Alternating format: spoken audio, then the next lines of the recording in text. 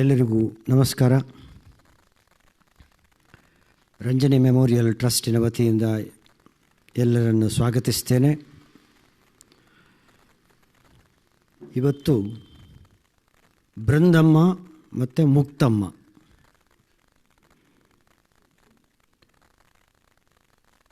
T Brinda T ಮುಕ್ತ, ತಂಜಾವೂರು ಬೃಂದ ತಂಜಾವೂರು ಮುಕ್ತ.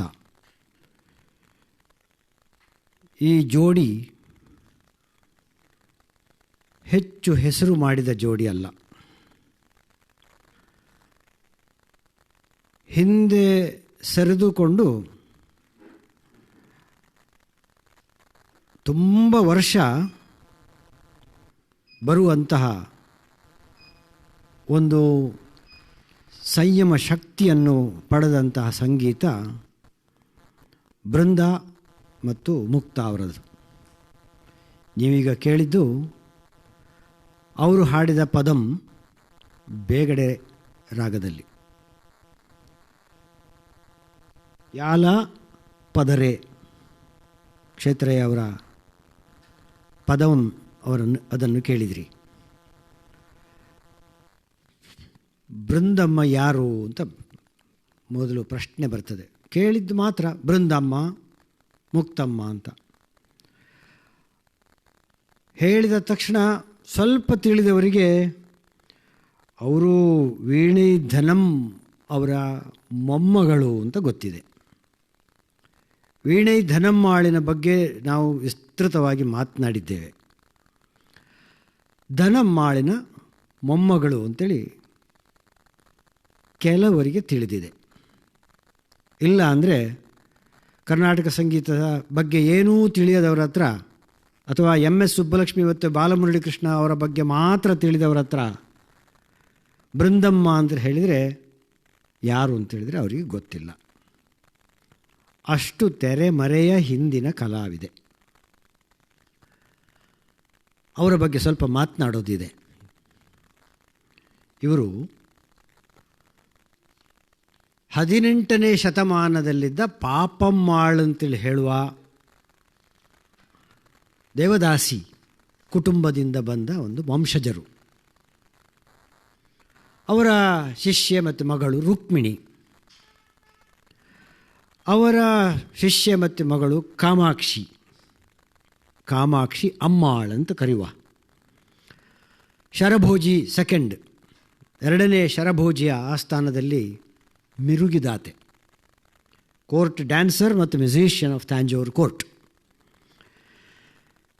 ಕಾಮಾಕ್ಷಿ ಅಮ್ಮಾಳಿಗೆ ಅಪ್ಪಕಣ್ಣು ಅಂತ ವಯಲಿನಿಸ್ಟ್ ಮಗಳಿರಲಿಲ್ಲ. ಹಾಗಾಗಿ ದತ್ತಕ್ಕೆ ತಗೊಂಡ್ರು. ಸುಂದರಮ್ಮಾಳ್ ಅಂತ ಮತ್ತೆ ಹೆಸರಾಯಿತು. ಸುಂದರ ದತ್ತಕ್ಕೆ ತಗೊಂಡದ್ದು ಸುಂದರಮ್ಮಾಳ್. ಸುಂದರಮ್ಮಾಳಿಗೆ ಇಬ್ಬರು ಮಕ್ಕಳು, ವೀಣೆ ಧನಂ ಮತ್ತು ರೂಪವತಿ. ಇವರು ಸಿಸ್ಟರ್ಸ್. ರೂಪವತಿ ಡ್ಯಾನ್ಸರ್, ವೀಣೆ ಧನಮ್ಮಾಳ್ ವೀಣೆಯನ್ನು ಆಯ್ದುಕೊಂಡರು. ವೀಣೆ ಧನಮ್ಮಾಳಿಗೆ 4 ಜನ ಮಕ್ಕಳು, ರಾಜಲಕ್ಷ್ಮಿ, ಲಕ್ಷ್ಮೀರತ್ನಂ, ಜಯಮ್ಮಾಳ್, ಕಾಮಾಕ್ಷಿ. ಒಬ್ಬರಿಂದೊಬ್ಬರು ಅತಿರಥ ಮಹಾರಥರು. ರಾಜಲಕ್ಷ್ಮಿ ಮ್ಯೂಸಿಷಿಯನ್, ಅವರ ಗುರು ಪಟ್ನಂ ಸುಬ್ರಹ್ಮಣ್ಯ ಅಯ್ಯರ್. ಲಕ್ಷ್ಮೀರತ್ನಂ ಇವರು ಶ್ಯಾಮಶಾಸ್ತ್ರಿಗಳು ಮತ್ತು ದೀಕ್ಷಿತರ ನೇರ ಪರಂಪರೆಯಿಂದ ಬಂದಂತಹ ಒಬ್ಬರು ಶಿಷ್ಯೆ. ಇವರು ಪಿಯಾನಿಸ್ಟು ಕೂಡ ಆಗಿದ್ದರು. ಲಕ್ಷ್ಮೀರತ್ನಂ. 3ನೇವರು ಜಯಮ್ಮಾಳ್. ಟಿ ಬಾಲಸರಸ್ವತಿ ಅಂತ ನಾವೆಲ್ಲ ಕೇಳಿದ್ದೇವೆ, ಅವರ ಅಮ್ಮ. ಜಯಮ್ಮಾಳಿಗೆ T Viswanathan, T Ranganathan, T Balasaraswati ಅಂತ 3 ಜನ ಮಕ್ಕಳು. ಒಬ್ಬರು ಕೊಳಲು, ಒಬ್ಬರು ಮೃದಂಗ, ಒಬ್ಬರು ಡ್ಯಾನ್ಸ್. ಕಾಮಾಕ್ಷಿ ಅಂದರೆ ನಾನು ಮೊದಲು ಹೇಳಿದ ಕಾಮಾಕ್ಷಿ ಅಮ್ಮಾಳಿನ ಮಗಳಾದ ಸುಂದರಮ್ಮಾಳಿನ ಮಗಳಾದ ವೀಣೆ ಧನಮ್ಮಿನ ಮಗಳಾದ ಕಾಮಾಕ್ಷಿ. ಕಾಮಾಕ್ಷಿಗೆ 3 ಜನ ಹೆಣ್ಣು ಮಕ್ಕಳು, 4 ಜನ ಗಂಡು ಮಕ್ಕಳು. ಗಂಡು ಮಕ್ಕಳ ಹೆಸರೇ ಇಲ್ಲ ಪುಸ್ತಕದಲ್ಲಿ, ಹೆಣ್ಣು ಮಕ್ಕಳದ್ದು ಮಾತ್ರ ಹೆಸರಿರೋದು. ಅವರೇ ಬೃಂದಮ್ಮ, ಮುಕ್ತಮ್ಮ ಮತ್ತು ಅಭಿರಾಮ ಸುಂದರಿ. ಬೃಂದ, ಮುಕ್ತ, ಅಭಿರಾಮ ಸುಂದರಿ. ಅದರಲ್ಲಿ ಬೃಂದ ದೊಡ್ಡ ಅಕ್ಕ, 1912ರಲ್ಲಿ ಹುಟ್ಟಿರ್ತಾರೆ. 1914ರಲ್ಲಿ ಮುಕ್ತ ಹುಟ್ಟಿದ್ದಾರೆ. ಅಭಿರಾಮ ಸುಂದರಿ ಇನ್ನು ತಂಗಿ, 5-6 ವರ್ಷಗಳ ವ್ಯತ್ಯಾಸ ಇದೆ. ಅವರು ವಯಲಿನನ್ನು ಆತುಕೊಂಡರು. ಅವರು ಪಾಪ ವೆಂಕಟರಾಮಯ್ಯವರ ಶಿಷ್ಯಳೂ ಆಗಿದ್ಲು. ಅವರಿಗೆ 3 ಮಕ್ಕಳು ಇದ್ದರು. ಇರಲಿ, ಬೃಂದ ಅವರ ಬಗ್ಗೆ ನಾವಿವತ್ತು ಮಾತನಾಡಲಿಕ್ಕೆ ಹೊರಟಿದ್ದೇವೆ. ಹಾಗೆ ಮುಕ್ತ ಅವರ ಬಗ್ಗೆ ಕೂಡ. ಬೃಂದ ಮತ್ತು ಮುಕ್ತ ಅವರನ್ನು ಅವರ ತಾಯಿ ಕಾಮಾಕ್ಷಿ ಅಮ್ಮ ಕಳಿಸಿದ್ದು, ಸಂಗೀತ ಕಲಿಸಲಿಕ್ಕೆ ಕಳಿಸಿದ್ದು ವೀಣೆ ದನಮ್ಮಾಳನ ಹತ್ರ ಅಲ್ಲ, ಅವರ ಅಜ್ಜಿ ಹತ್ರ ಅಲ್ಲ. ಕಾಮಾಕ್ಷಿಯ ಅಮ್ಮನೇ ವೀಣೆ ದನಮ್ಮಾಳ್. ಆದರೆ ದನಮ್ಮಾಳ ಹತ್ರ ಸಂಗೀತ ಕಲಿಸಲಿಕ್ಕೆ ಮಗಳು ತನ್ನ ಮಕ್ಕಳಿಬ್ಬರನ್ನು ಕಳುಹಿಸಲಿಲ್ಲ. ಅವರು ಕಳುಹಿಸಿದ್ದು ಯಾರ ಹತ್ರ? ಕಾಂಚೀಪುರಂ ನೈನಾ ಪಿಳ್ಳೆಯವರ ಹತ್ರ. ಈ ಕಾಂಚೀಪುರಂ ನೈನಾ ಪಿಳ್ಳೆ ಯಾರು ಅಂತ ಮೊದಲೊಂದು ಸಲ ಹೇಳಿದ್ದೆ, ನಿಮಗೆ ಮರ್ತು ಹೋಗಿರ್ಬೋದು, ಮತ್ತೆ ಪುನಃ ಹೇಳ್ತೇನೆ. ಇವರು ಸುಬ್ಬರಾಯ ಶಾಸ್ತ್ರಿಯವರ, ಅಂದರೆ ಶ್ಯಾಮಶಾಸ್ತ್ರಿಗಳ ಮಗ ಸುಬ್ಬರಾಯ ಶಾಸ್ತ್ರಿಯವರ ಅಳಿಯ ಕಾಚಿ ಶಾಸ್ತ್ರಿ. ಕಾಚಿ ಶಾಸ್ತ್ರಿಯವರ ಶಿಷ್ಯೆ ವಿಶಾಲಾಕ್ಷಿ. ವಿಶಾಲಾಕ್ಷಿಯ ಮಕ್ಕಳು ಧನಕೋಟಿ ಮತ್ತು ಕಾಮಾಕ್ಷಿ. ಮತ್ತೆ ಪುನಃ ಒಂದು ಕಾಮಾಕ್ಷಿ ಬಂತು. ಧನಕೋಟಿ ಸಿಸ್ಟರ್ಸ್, ಮೆಟ್ಟು ಕಾಮಾಕ್ಷಿ ಅಂತ ಅವರ ಹೆಸರು ಕಾಮಾಕ್ಷಿಗೆ. ಈ ಕಾಮಾಕ್ಷಿ, ಮೆಟ್ಟು ಕಾಮಾಕ್ಷಿಯವರ ಮಗ ದ ರಿನೌಂಡ್ ಕಾಂಚೀಪುರಂ ನಯನಾ ಪಿಳ್ಳೆ. ನಯನಾ ಪಿಳ್ಳೆ, ನೈನಾ ಪಿಳ್ಳೆ, ಹೇಗೋ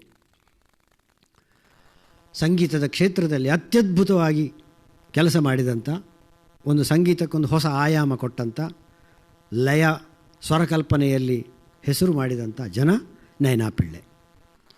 ಈ ನಯನಾ ಪಿಳ್ಳೆ ಆಗಿನ ಕಾಲದಲ್ಲಿ ಕಲ್ಪನಾ ಸ್ವರ ಮತ್ತು ಲಯಗಾರಿಕೆಯನ್ನು ಮಾಡುವಂಥ ಕ್ರಮ ನೋಡಿ ಜನ ದಂಗಾಗಿ ಹೋಗಿದ್ದಾರೆ. ನಾಗಸ್ವರದವರ ಹಾಗೆ ನಾಗಸ್ವರದವರೊಟ್ಟಿಗೆ ಪ್ರತಿಸ್ಪರ್ಧಿಯಾಗಿ ನಿಲ್ಲಬಲ್ಲಂಥ ವೋಕಲಿಸ್ಟ್ ನಯನಾ ಪಿಳ್ಳೆ. ಕಾಮಾಕ್ಷಿಗೆ, ಅಂದರೆ ಧನಮ್ಮಾಳಿನ ಮಗಳು ಕಾಮಾಕ್ಷಿಗೆ, ಧನಮ್ಮಾಳಿದು ಸಂಗೀತವನ್ನು ಕೇಳಿ ಗೊತ್ತು, ಕಲ್ತಿದ್ದಾಳೆ ಕೂಡ ಸ್ವಲ್ಪ. ಆದರೆ ತಾಯಿ ತುಂಬ ಗೊಣಗಾಟ, ಬೈಯೋದು, ಎದ್ರೆ ಬೈಯೋದು, ನಿಂತರೆ ಬೈಯೋದು, ಕೂತ್ರೆ ಬೈಯೋದು, ನಿಂತದಾಗಲಿಲ್ಲ, ಸರಿಯಾಗಲಿಲ್ಲ, ಅದಾಗಲಿಲ್ಲ, ಇದಾಗಲಿಲ್ಲ, ಅಭ್ಯಾಸ ಮಾಡಿದ್ದು ಸರಿಯಾಗಲಿಲ್ಲ, ಅವಳು ಹೇಳಿದ ಹಾಗೆ ಕೇಳುವುದಿಲ್ಲ, ಹೀಗೆ ಇಲ್ಲ ಇಲ್ಲ ಇಲ್ಲ ಅಂತ ನೇತಿ ನೇತಿ ಅಂತೇಳಿ ಹೇಳಲಿಕ್ಕೆ ಹೋಗಿ ಕಾಮಾಕ್ಷಿ ಅಮ್ಮಾಳಿಗೆ ಸ್ವಲ್ಪ ಏನಪ್ಪ ಈ ಅಮ್ಮಂದು ಗೊಣಗಾಟ ಅಂತ ಸ್ವಲ್ಪ ಕಷ್ಟ ಆಯಿತು. ಹಾಗೆ ಅಂತ ಸಂಗೀತ ಮಾತ್ರ ಬಹಳ ಸಂತೋಷದಲ್ಲಿ ಲಕ್ಷ್ಮೀರತ್ನಂ ಮತ್ತು ಕಾಮಾಕ್ಷಿ ತಿಳ್ಕೊಂಡಿದ್ದಾರೆ, ಕಲ್ತಿದ್ದಾರೆ. ಆದರೆ ಒಳಗಿಂದೊಳಗೆ ತನ್ನ ಮಕ್ಕಳು ಧನಮ್ಮಾಳನ ಹತ್ರ ಕಲಿಯುವುದು ಬೇಡ ಅಂತ ಒಳಗಿಂದಲೇ ನಿರ್ಧಾರ ತಗೊಳ್ತಾ ಇದ್ಲು. ಹೇಳುವುದು ಹೇಗೆ? ಹುಲಿ ಅಥವಾ ಸಿಂಹ ವಿನಯ್ ಧನಮ್ ಅಂದರೆ ಬಾಯಿ ಬಿಟ್ಟು ಮಾತಾಡುವಾಗಿಲ್ಲ, ಹೇಳಿದರೆ ಅನಾಹುತ ಆದೀತು. ಏನು ಹೇಳೋದು ಬೇಡ, ಕೇಳೋದು ಬೇಡ ಅಂತ ಹೇಳಿದ್ಲು. ಇಬ್ಬರು ಮಕ್ಕಳನ್ನು, ಒಂದು 8 ವರ್ಷ, ಮತ್ತೊಂದಕ್ಕೆ 6 ವರ್ಷ, ಕೆಲವರು ಹೇಳ್ತಾರೆ 9 ವರ್ಷ ಮತ್ತು 7 ವರ್ಷ ಅಂತ, 2 ವರ್ಷದ ಡಿಫರೆನ್ಸ್ ಅಂತ ಇಟ್ಕೊಳ್ಳಿ. ಬೃಂದ ಮತ್ತು ಮುಕ್ತನನ್ನು ಎತ್ತುಕೊಂಡು ನೇರವಾಗಿ ನಯನಾ ಪಿಳ್ಳೆಯವರ ಮನೆಗೆ ಗುರುಕುಲ ವಾಸದಲ್ಲಿ ಕಲೀಲಿಕ್ಕೆ ಇಷ್ಟು ಸಣ್ಣ ಪಿಟ್ಟೆಗಳನ್ನು ಕರ್ಕೊಂಡು ಹೋಗ್ತಾರೆ.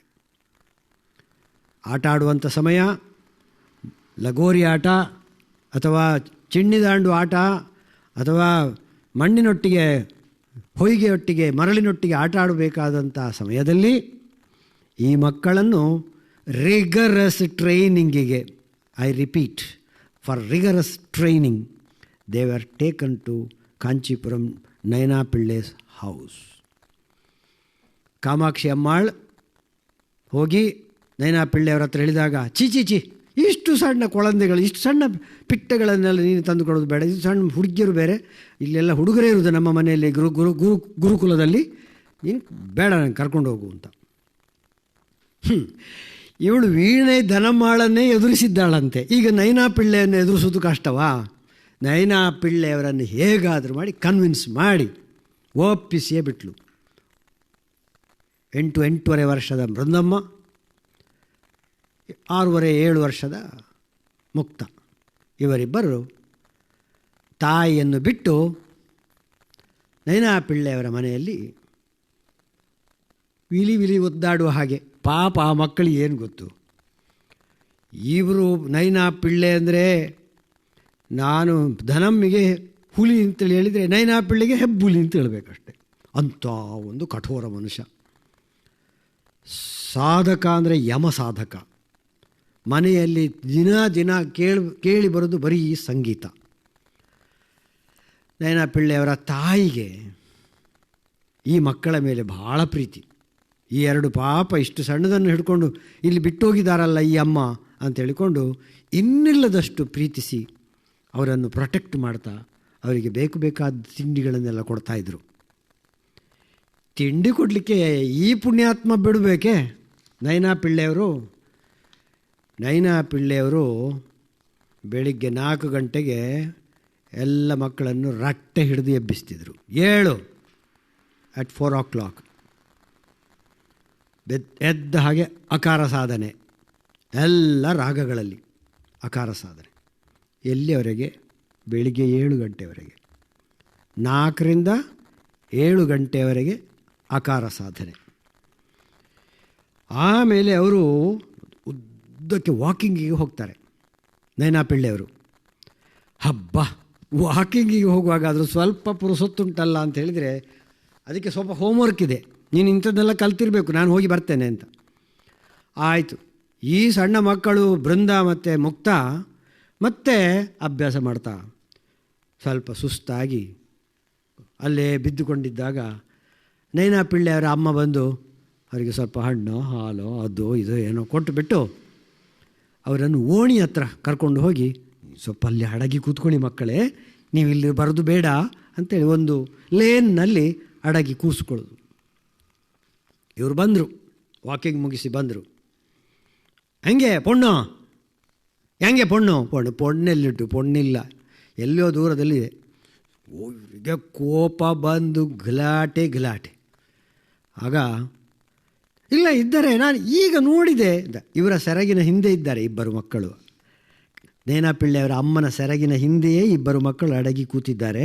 ಆದರೆ ತಾಯಿ ಪ್ರೊಟೆಕ್ಟ್ ಮಾಡಿದ್ದು. ಇಲ್ಲ ಈಗ ನೋಡಿದೆ, ನಾನು ಕರಿತೇನೆ ಅಂತೇಳಿ ಹೇಳಿ ಆ 2 ಮಕ್ಕಳನ್ನು ಕರೆಸಿ ಆಮೇಲೆ ಇವರು 2 ಮಕ್ಕಳು ಬಂದರು. ಕೂತ್ಕೋ ಅಂತ. ಅಲ್ಲಿ ಕೂತದ್ದು 10ವರೆಗೆ. 10ವರೆಯಿಂದ 1ವರೆಯವರೆಗೆ ಪಾಠ, ಹೇಳಲಿಕ್ಕಿಲ್ಲ ನಡುವಿನಲ್ಲಿ. 1ವರೆಯವರೆಗೆ ಪಾಠ. ಆಮೇಲೆ ಸ್ವಲ್ಪ ಅದು ಇದು ಮಾತನಾಡಿ ಈ ಮಕ್ಕಳು ಸೊರಗಿ ಸುಣ್ಣಾಗಿ ಹೋದ ಮೇಲೆ 2ವರೆಗೆ ಮಧ್ಯಾಹ್ನದ ಊಟ. 8 ವರ್ಷದ ಮಗುವಿಗೆ ಮತ್ತು 6 ವರ್ಷದ ಮಗುವಿಗೆ ಈ ಥರದ ಸಂಗೀತ ಪಾಠ.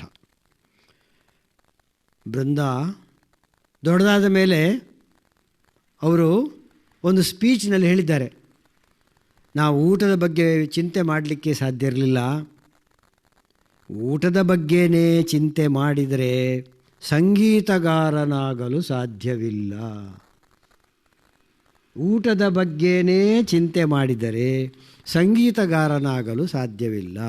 ನಾನು ಅದರ ಜೊತೆಗೆ ಇನ್ನೊಂದು ಸೇರಿಸ್ತೇನೆ, ನಿದ್ದೆಯ ಬಗ್ಗೆಯೇ ಚಿಂತೆ ಮಾಡಿದರೆ ಮತ್ತೆ ಸಂಗೀತಗಾರನಾಗಲು ಸಾಧ್ಯವಿಲ್ಲ. ಅದನ್ನು ಇವರಿಗೆ ಹೇಳಲಿಕ್ಕೆ ಬಿಟ್ಟು ಹೋಯ್ತು, ಬೃಂದ ಅವರಿಗೆ ಬಿಟ್ಟು ಹೋಯ್ತು. ಯಾಕಂದರೆ ಬೆಳಿಗ್ಗೆ 3:30-4 ಗಂಟೆಗೆ ಎಬ್ಬಿಸಿದ್ದಲ್ವಾ, ಎಬ್ಬಿಸಿದ ನಂತರ ಅಷ್ಟು ಕಟ್ಟುನಿಟ್ಟಾಗಿ ಹಾಡಲೇಬೇಕು. ಅದನ್ನು ಯಾಕೆ ಬಿಟ್ಟರೋ ಗೊತ್ತಿಲ್ಲ. ನಿದ್ದೆ ಮಾತ್ರ ಅಲ್ಲ, ಊಟ ಮಾತ್ರ ಅಲ್ಲ, ನಿದ್ದೆನೂ ಅದಕ್ಕೋಸ್ಕರವೇ ಹುಟ್ಟಿದ್ದು ಅಂತೇಳಿ ಮಾಡಿದರೆ ನಮಗೆ ಸಂಗೀತಗಾರ ಆಗಲಿಕ್ಕೆ ಸಾಧ್ಯ ಇಲ್ಲ ಅಂತ ಹೇಳುವಂಥ ಒಂದು ಸುವರ್ಣಾಕ್ಷರದಲ್ಲಿ ಬರೆದಿಡಬೇಕಾದಂಥ ಸಾಧಕನಿಗೆ ಒಂದು ಮಾತನ್ನು ಹೇಳ್ತಾರೆ. ಆಯಿತಾ?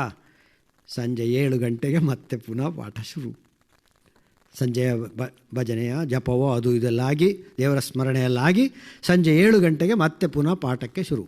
8 ವರ್ಷದ ಮಗು ನೆನಪಿಡಿ, 6 ವರ್ಷದ ಮಗು ನೆನಪಿಡಿ, ಸಾಯಂಕಾಲ 7 ಗಂಟೆಯಿಂದ 10 ಗಂಟೆಯವರೆಗೆ ಮತ್ತೆ ಪುನಃ ಪಾಠ. ದಿವಸಕ್ಕೆ 2 ಕೃತಿ ಕಲಿತೇ ಆಗಬೇಕು. 2 ಕೃತಿ. ನೋಟೇಷನ್ ಬರೆಯುವ ಹಾಗಿಲ್ಲ, ಯಾವ ಪುಸ್ತಕದಲ್ಲಿ ಬರೆಯುವ ಹಾಗಿಲ್ಲ, ಬಾಯ್ಪಾಠವೇ ಹೇಳಿ ಆಗಬೇಕು. ಹಾಗೆ ಸುಮಾರು 4 ವರ್ಷದಲ್ಲಿ ಬೃಂದ ಮತ್ತು ಮುಕ್ತ ಕಲಿತದ್ದು ಸುಮಾರು 250-300 ಕೃತಿಗಳು. Thoreau, top class, perfection, ಸ್ವರಪ್ರಸ್ತಾರ, ಆಲಾಪನೆ, neraval, ಕಣಕ್ಕು, ಲೆಕ್ಕಾಚಾರ, ಪ್ರಬುದ್ಧ ಸಂಗೀತ. 10-12 ವರ್ಷ ಆಗಬೇಕಾದ್ರೆ ಮಕ್ಕಳು ಪ್ರಗಲ್ಭವಾದಂಥ ಪಾಂಡಿತ್ಯವನ್ನು ಹೊಂದಿದ ಮಕ್ಕಳಾಗಿದ್ದರು. 10ನೇ ವರ್ಷಕ್ಕೆ ಕಾಂಚೀಪುರಂನಲ್ಲಿ ಬೃಂದನ ಕಚೇರಿಯೇ ಏರ್ಪಾಟು ಮಾಡಿಬಿಟ್ರು ನಯನಾ ಪಿಳ್ಳೆಯವರು. 10 ವರ್ಷದ ಹುಡುಗಿಯನ್ನು. ಅದನ್ನು ಕೇಳಿ ಅಲ್ಲಿದ್ದ ಗಂಡಸರು, ಪುರುಷರು, ಸಂಗೀತಗಾರ ಪುರುಷರು ಹೆದರಿ ಹೋಗಿಬಿಟ್ರು. ಇದು ಗಂಡಸರ ಸಂಗೀತ, ಹೆಂಗಸರ ಸಂಗೀತ ಮತ್ತು ಗಂಡಸರ ಸಂಗೀತ ಅಂತ 2 ಬೇರೆ ಬೇರೆ ಇತ್ತು. ಅದೇನು? ಸ್ವರ ಕಲ್ಪನೆ ಮಾಡಲಿಕ್ಕೆ ಕೂಡುದು ಹೆಂಗಸರು, ಕಲ್ಪನಾ ಸ್ವರ ಹಾಕಲಿಕ್ಕಿಲ್ಲ, ಇಲ್ಲ, ಅದೆಲ್ಲ ಅವರದ್ದು ಸೊತ್ತು, ಗಂಡಸರದ್ದು ಸೊತ್ತು. ಹಾಗೆಯೇ ಲೆಕ್ಕಾಚಾರ, ತೊಡೆಗೆ ತಟ್ಟಿ ತಾಳ ತಟ್ಟಿ ಹಾಕೋದು, ಇದೆಲ್ಲ ಹೆಂಗಸರು ಮಾಡಲಿಕ್ಕಿಲ್ಲ. ಅವರು ಶುದ್ಧವಾಗಿ ಕೃತಿಯನ್ನು ಕೃತಿ ಹೇಗೆ ಪಾಠಾಂತರ ಇದೆಯೋ ಅದನ್ನು ಹಾಗೆ ಒಪ್ಪಿಸೋದು. ಆಮೇಲೆ ಸಾಧ್ಯ ಆದರೆ ಸ್ವಲ್ಪ ನೆರವಲ್ಲಿನ ಹಾಗೆ ಏನಾದ್ರು ಮಾಡೋದು, ಅಲ್ಲಿಗೆ ಮುಗೀತು. ಇದಕ್ಕೆ ವಿರುದ್ಧವಾಗಿ ಬೃಂದ ಮತ್ತು ಮುಕ್ತ ಅವರ ತಾಯಿ ಕಾಮಾಕ್ಷಿ ನಯನಾ ಪಿಳ್ಳೆಗೆ ಕಳಿಸಿದ್ದು. ಇದು ಬೇಡ, ಈ ಸ್ತ್ರೀ ಸಂಗೀತವೇ ಮಾಡಿಕೊಂಡು ಕೂತ್ಕೊಳ್ಳೋದು ಬೇಡ, ಇನ್ನು ಮುಂದೆ ಕಾಲ ಬದಲಾಗ್ತದೆ, ಆಗ ನಮ್ಮ ಮಕ್ಕಳು they should be proficient even in Kalpana swaras as well as neraval and the mathematics of music. ಅದಕ್ಕೋಸ್ಕರ ನಯನಾ ಪಿಳ್ಳೆಗೆ ಕಳಿಸಿದ್ದು. ಇವರು ಮಾಡಿ ತೋರಿಸ್ಬಿಟ್ರು. 10 ವರ್ಷದಲ್ಲಿ ಬೃಂದಮ್ಮ ಮಾಡಿ ತೋರಿಸಿ ಅಲ್ಲಿ ಕಾಂಚೀಪುರಂನಲ್ಲಿ ಒಂದು ದೊಡ್ಡ ಸಕ್ಸಸ್ಸೇ ಆಗಿ ಹೋಯಿತು. ಅಬ್ಬಾ, ಇಷ್ಟು ಈ ಸಣ್ಣ ಹುಡುಗಿ ಇಷ್ಟು ಹಾಡುದಾ ಅಂತ ಹೇಳುವಂಥದ್ದು. 8 ವರ್ಷಕ್ಕೆ ಹೋದದ್ದು, 4 ವರ್ಷ ಆಯಿತು. ಹುಡುಗಿಯರು ಬೃಂದ ಮತ್ತು ಮುಕ್ತ ಮತ್ತೆಲ್ಲರೂ ಅಲ್ಲಿ ಹುಡುಗರದ್ದು ಸಂಸಾರ ಮನೆಯಲ್ಲಿ. ಕಾಮಾಕ್ಷಿ ಅಮ್ಮಳಿಗೆ ತಾಯಿಗೆ ಗೊತ್ತಾಯಿತು, ಬೃಂದಮ್ಮ ಮೈ ನೆರೆದರು ಅಂತ, ಪ್ಯೂಬರ್ಟಿ ಬಂತು. Then it is not advisable. ಏನು ಮಾಡಿದರು? ಸೊ ಕಾಮಾಕ್ಷಿ ಅಮ್ಮಳು ಕೇಮ್ ಬಂದು ನಯನಾ ಪಿಳ್ಳೆಯವರ ಹತ್ರ ಹೇಳಿದರು, ನಮ್ಮ ಮಕ್ಕಳು ದೊಡ್ಡವರಾದರು, ಆದ್ದರಿಂದ ಇನ್ನು ನಾವು ಇಲ್ಲೆಲ್ಲ ಹುಡುಗರೇ ಇದ್ದಾರೆ, ಅದ ಕಾರಣ ಇಲ್ಲಿ ಇಡೋದು ಸರಿಯಲ್ಲ, ನಿಮ್ಮ ಕೃಪೆ ಇರಬೇಕು, ನಾನು ಮಕ್ಕಳನ್ನು ಕರ್ಕೊಂಡು ಹೋಗ್ತೇನೆ ಅಂತ. ಹೌದಪ್ಪ, ಹೌದು ಸರಿ, ಕರೆಕ್ಟ್, ನೀನು ಮಾಡೋದು ಸರಿ ಗುರುಗಳು ಹೇಳಿ ಚೆನ್ನಾಗಿ ಅಭ್ಯಾಸ ಮಾಡಿಸು, ಒಳ್ಳೆ ಸಾಧಕ ಆಗಬೇಕು, ಹೊಗಳೋದು ಅಂತಿಲ್ಲ ಮಾತ್ರ. ಆಗಿನ ಕಾಲದಲ್ಲಿ ಯಾರನ್ನು ಯಾರೂ ಹೊಗಳಬಾರದು. ಹೊಗಳಿದರೆ ಎಲ್ಲಿಯಾದರೂ ಕೆಟ್ಟದ ದಾರಿ ಹಿಡಿದುಬಿಟ್ರೆ, ಈಗಿನ ಕಾಲದಲ್ಲಿ ಹೊಗಳದೇ ಇದ್ದರೆ ಮಕ್ಕಳು ಮೇಲೇ ಬೀಳುವುದಿಲ್ಲ. ಅವರಿಗೆ ನಿಶ್ಚೇಷ್ಟಿತರಾಗಿ, ಅವರಿಗೆ ಏನೂ ಕಾನ್ಫಿಡೆನ್ಸ್ ಇಲ್ಲದೆ ಪೂರಾ ಜೀವನವೇ ಕಳ್ಕೊಂಡು ಹಗ್ಗವೋ ಬಾವಿಯೋ ಕೆಮಿಕಲ್ಸೋ ಏನಾದ್ರು ತೆಗೆದುಕೊಳ್ಳೋ ವಿಷಪ್ರಾಶನಕ್ಕೋ ಮೊರೆ ಹೋಗ್ತಾರೆ. ಈಗಿನ ಕಾಲದ ಮಕ್ಕಳಿಗೆ ಹೊಗಳಲೇಬೇಕು, ಹೆಜ್ಜೆ ಹೆಜ್ಜೆಗೆ ಹೊಗಳಬೇಕು. ಬೃಂದಮ್ಮನಿಗಾಗಲಿ ಮುಕ್ತಮ್ಮನಿಗಾಗಲಿ ನಯನಾ ಪಿಳ್ಳೆಯವರು ಹೊಗಳಿದ್ದಿಲ್ಲ. ವೀಣೈ ಧನಮ್ಮಾಳ್ ಒಂದೇ ಒಂದು ಮನುಷ್ಯರನ್ನು ಬಾಯಿ ಬಿಟ್ಟು ಎದುರೆದುರಿಗೆ ಹೊಗಳಿದ್ದು ಅಂತ ಇಲ್ಲ ಅಂತ ಆದರೂ ರಾಜರತ್ನಂ ಪಿಳ್ಳೆಗೊಂದು ಹೊಗಳಿದ್ದಾರೆ ಅಂತ ಹೇಳ್ತಾರೆ. ಸಾಲದ್ದಕ್ಕೆ ಅವರು ನೆಗಾಡೋದು ಅಂತ ಸಹ ಇಲ್ಲ.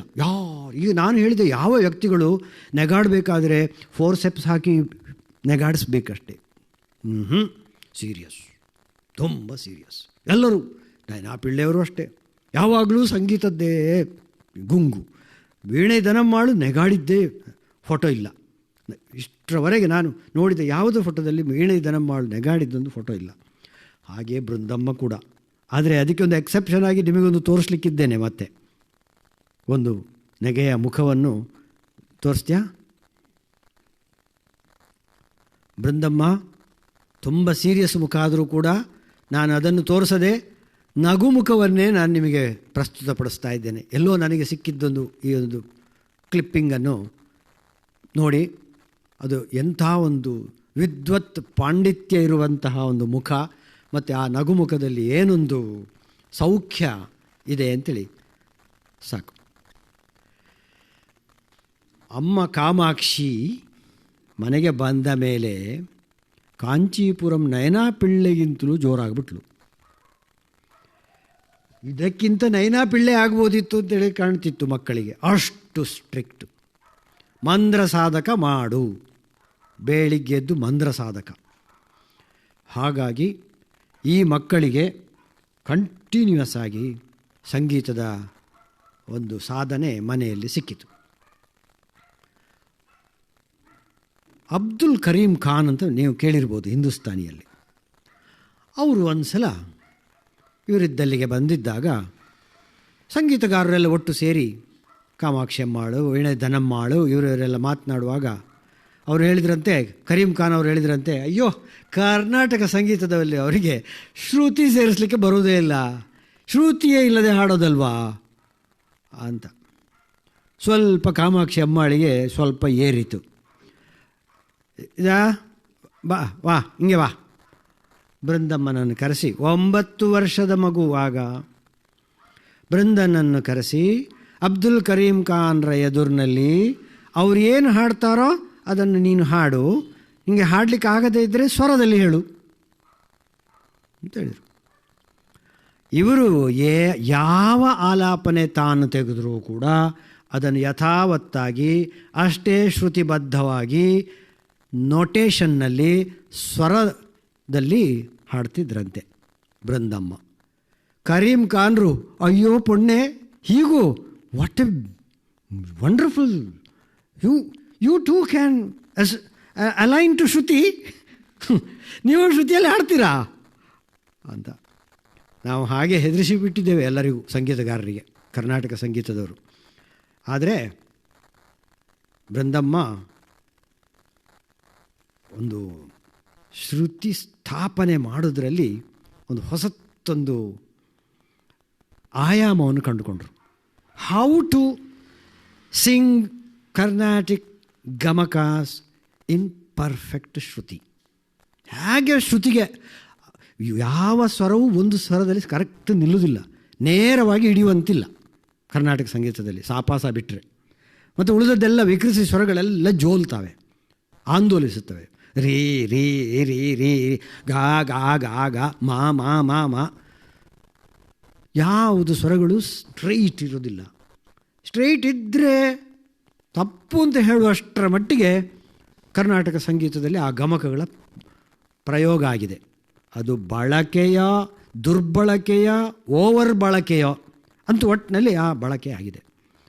ಅದನ್ನು ಬೃಂದಮ್ಮನೇ ಹೇಳಿದಾಗ ಅಬ್ಬಾ ಇಷ್ಟೊಂದು ಪರ್ಫೆಕ್ಷನಾ ಈ ಗಮಕಕ್ಕೆ, ಆ ತೋಡಿಯ ಗಾವನ್ನು ಹಾಗೊಂದು ಪರ್ಫೆಕ್ಟ್ ಮಾಡಲಿಕ್ಕಾಗ್ತದಾ ಅಂತ. ಹೀಗೆ ಶಂಕರಾಭರಣದ ಗಾವನ್ನು ನಾವು ಸ್ಟ್ರೈಟಾಗಿ ಹಿಡಿತೇವೆ, ನೀಯನ್ನು ಕೂಡ ಸ್ಟ್ರೈಟಾಗಿ ಹಿಡಿತೇವೆ. ಕಲ್ಯಾಣಿಯ ಗಾವನ್ನು ಸ್ಟ್ರೈಟಾಗಿ ಹಿಡಿತೇವೆ, ಕಲ್ಯಾಣಿಯ ನೀಯನ್ನು ಸ್ಟ್ರೈಟಾಗಿ ಹಿಡಿತೇವೆ. ನಮಗೆ ಬೇಕಾದಾಗ ಅಂದರೆ ಸ್ವಲ್ಪ ಹಿಂದೂಸ್ತಾನಿ ಇನ್ಫ್ಲುಯೆನ್ಸ್ ಎಲ್ಲ ಜಾಸ್ತಿ ಆಗಿಬಿಟ್ಟು ಕೆಲವೆಲ್ಲ ಸಣ್ಣ ನಮ್ಮದೇ ಪ್ರಯೋಗಗಳನ್ನೆಲ್ಲ ಮಾಡಿಕೊಂಡದ್ದು. ಆದರೆ ಇದು ಯಾಕೆ ಹೀಗೆ ಬಂತು ಅಂದರೆ GNB ಅವರು ಸ್ವಲ್ಪ ಈ ಥರದ ಪ್ರಯತ್ನಗಳನ್ನೆಲ್ಲ ಮಾಡಿದ್ದಾರೆ. ಕಲ್ಯಾಣಿಯ ಗಾವನ್ನು ಕಂಪಿಸಿ ಹಾಡದೆ ನೇರವಾಗಿ ಇಟ್ಟರು ಆಗ್ತದೆ, ಏನು ತೊಂದರೆ ಇಲ್ಲ ಅಂತ. ಅಂದರೆ ಕಂಪಿಸಿಯೇ ಹಾಡಬೇಕು ಅಂತ ಏನಾದರೂ ಸಂಪ್ರದಾಯ ಉಂಟಾ ಅಂತ ಪ್ರಶ್ನೆ ಮಾಡಿದವರು ಅವರು. ಹಾಗೆ ನಿಷಾದಕ್ಕೂ ಹಾಗೆ GNB ಅವರು ಹೇಳಿದ್ದಾರೆ. ಅವರು ಬೇಕಾದ್ರೆ ನೇರವಾಗಿ ನೀಯಲ್ಲಿ ನಿಂತು ಬಿಡ್ತಾರೆ. ಆದರೆ ಸರ್ವಥ ಬೃಂದಮ್ಮ ಇದನ್ನು ಒಪ್ಪುವುದಿಲ್ಲ. ಎಲ್ಲವನ್ನು ಕಂಪಿಸತಕ್ಕದ್ದು. ಎಲ್ಲಿಯಾದರೂ ನೇರವಾಗಿ ಒಂದು ಸ್ವರವನ್ನು ಹಿಡಿದ್ರೆ ಒಂದು ಕ್ಷಣ ಮಾತ್ರದಲ್ಲಿ ಎಲ್ಲೋ ಬಂದು ಮತ್ತೆ ಅದು ಅಲ್ಲೇ ಪಟ್ ಅಂತೇಳಿ ಥಟ್ಟನೆ ನಿಂತು ಬಿಡ್ಬೋದು ಅಷ್ಟೇ. ಹಾಗೆ ಅಂತ ಒಂದು ಸ್ವರ ಕಂಪಿಸಿಯೇ ಆಗಬೇಕಷ್ಟೇ. ಆ ಕಂಪಿಸುವುದು ಎಷ್ಟು ಸಲ? ಗ 1 2 3 ಹಾಗಾದರೆ ಇಷ್ಟು.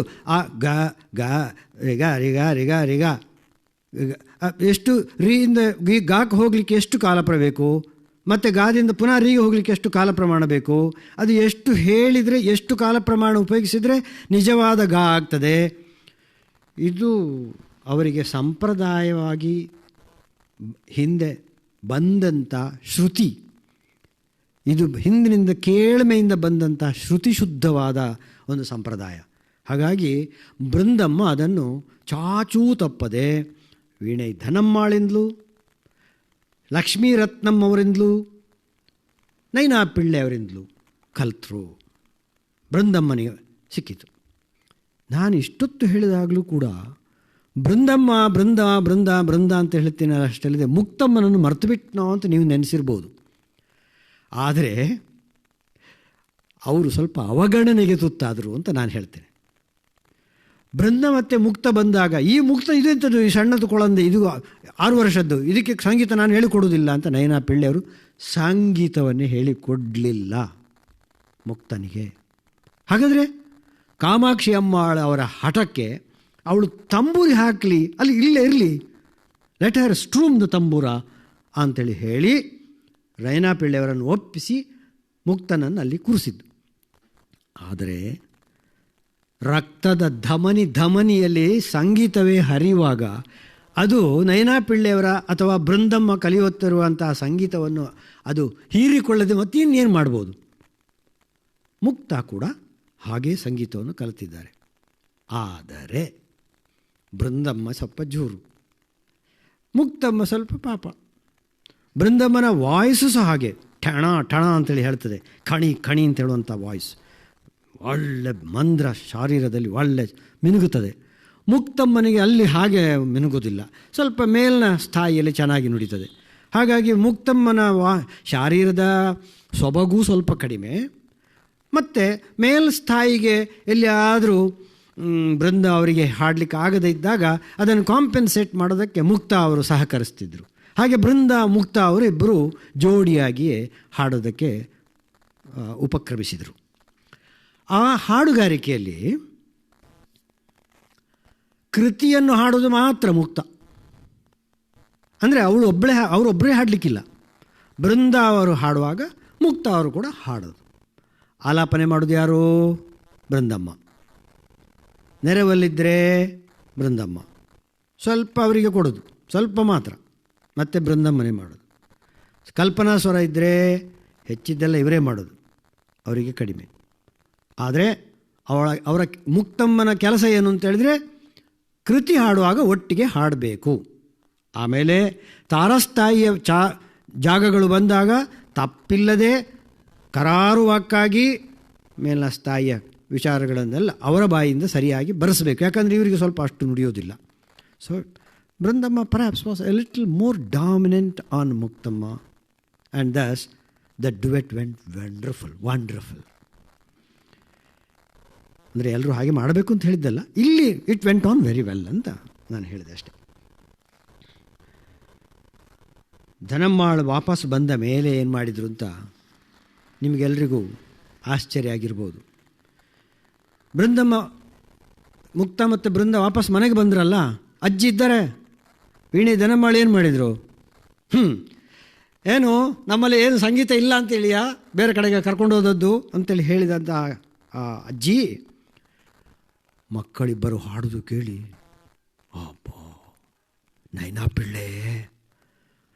ಪಿಳ್ಳೆಯ ಬಹಳ ಒಂದು ಫ್ಯಾನು ಧನಂ. ಅವರಿಗಿಷ್ಟ, ಆದರೆ ಅವರಿಗೆ ಬೇಡ.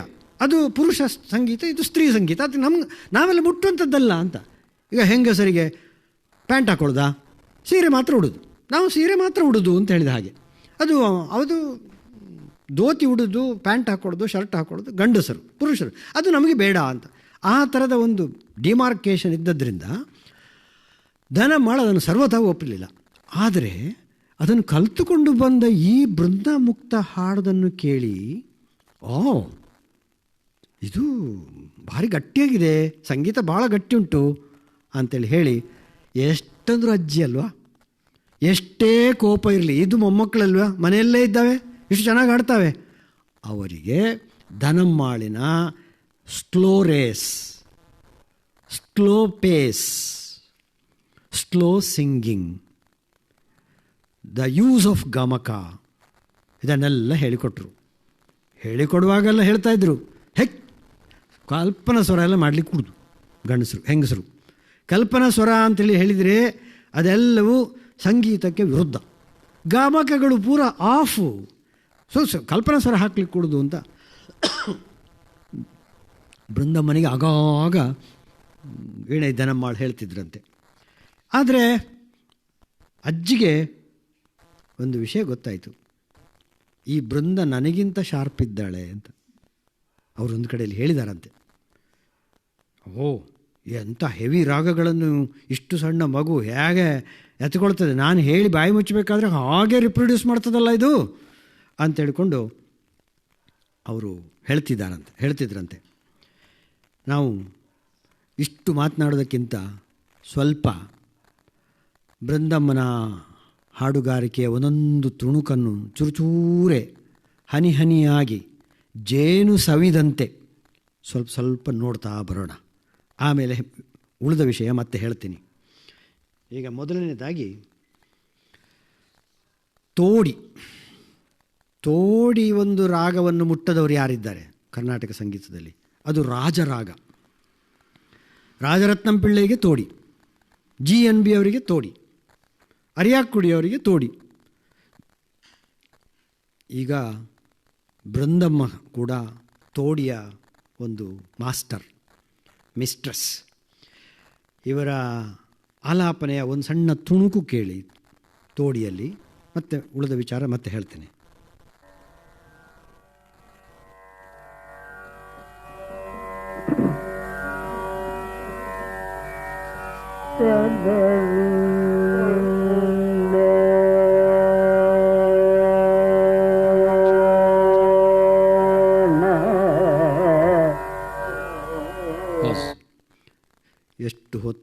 ಎಷ್ಟು ಹೊತ್ತು ಒಂದು ಸ್ವರದಲ್ಲಿ ನಿಂತರು ಅಂತ ನೋಡಿ.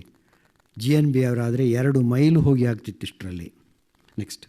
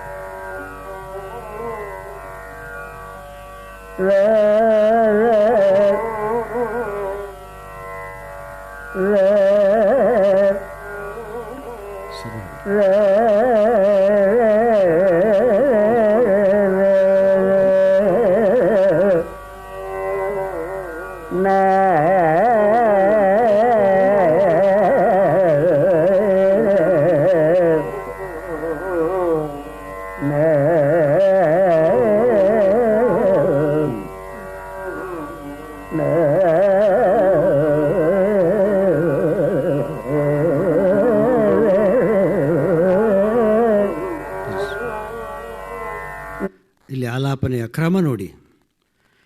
ಯಾವುದೇ ಗಡಿಬಿಡಿ ಇಲ್ಲ, ಅವಸರ ಇಲ್ಲ. ನಿಧಾನಕ್ಕೆ ಗಾಂಧಾರವು ತೆರೆದುಕೊಳ್ತಾ ಹೋಗ್ತದೆ. ನಿಧಾನಕ್ಕೆ ಗಾಂಧಾರದ ಸುತ್ತಮುತ್ತಲಿನ ಆವೃತ್ತ ಅನಾವರಣಗೊಳ್ತಾ ಹೋಗ್ತದೆ. ಅದು ಶ್ರುತಿಶುದ್ಧ, ಅದರಲ್ಲಿ ಯಾವುದೇ ಮುಲಾಜಿಲ್ಲ. ಅದರಲ್ಲಿ ಯಾವುದೇ ಸಂಶಯ ಇಲ್ಲ.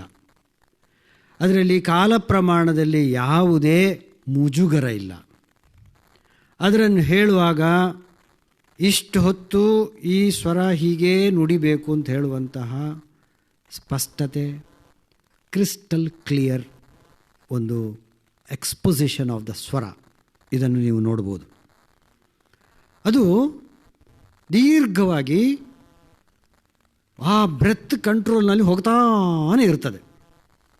ಒಂದೇ ಧ್ವನಿ, ಆ ಘನ ಶಾರೀರದ ಘನತೆ ಓಟೆಯಲ್ಲಿ ಬಂದ ಹಾಗೆ, ನಾಗಸ್ವರದಲ್ಲಿ ಬಂದ ಹಾಗೆ, ಒಂದೇ ಧ್ವನಿಯ ಒಂದು ಭಾರದಲ್ಲಿ ಅದು ಹೋಗ್ತಾ ಇರ್ತದೆ. ಸುಮ್ಮನೆ ಅಲೆಯ ರೂಪದಲ್ಲಿ ನಾನು ತೋರಿಸೋದಾದರೆ ಹೀಗೆ ಹೋಗ್ತದೆ, ಹೀಗೆ ಹೋಗ್ತದೆ, ಆಮೇಲೆ ಹೀಗೆ ಹೋಗ್ತದೆ, ಆಮೇಲೆ ಪರಪರ ಪರಪರ ಅಂತ ಹೇಳಿಬಿಟ್ಟು ಆಮೇಲೆ ಪಟ್ಟಂತ ಗಕ್ಕನೆ ನಿಂತು ಬಿಡ್ತದೆ. ಒಂದು ಮಾಡಿ ತೋರಿಸು ಶ್ರುತಿ.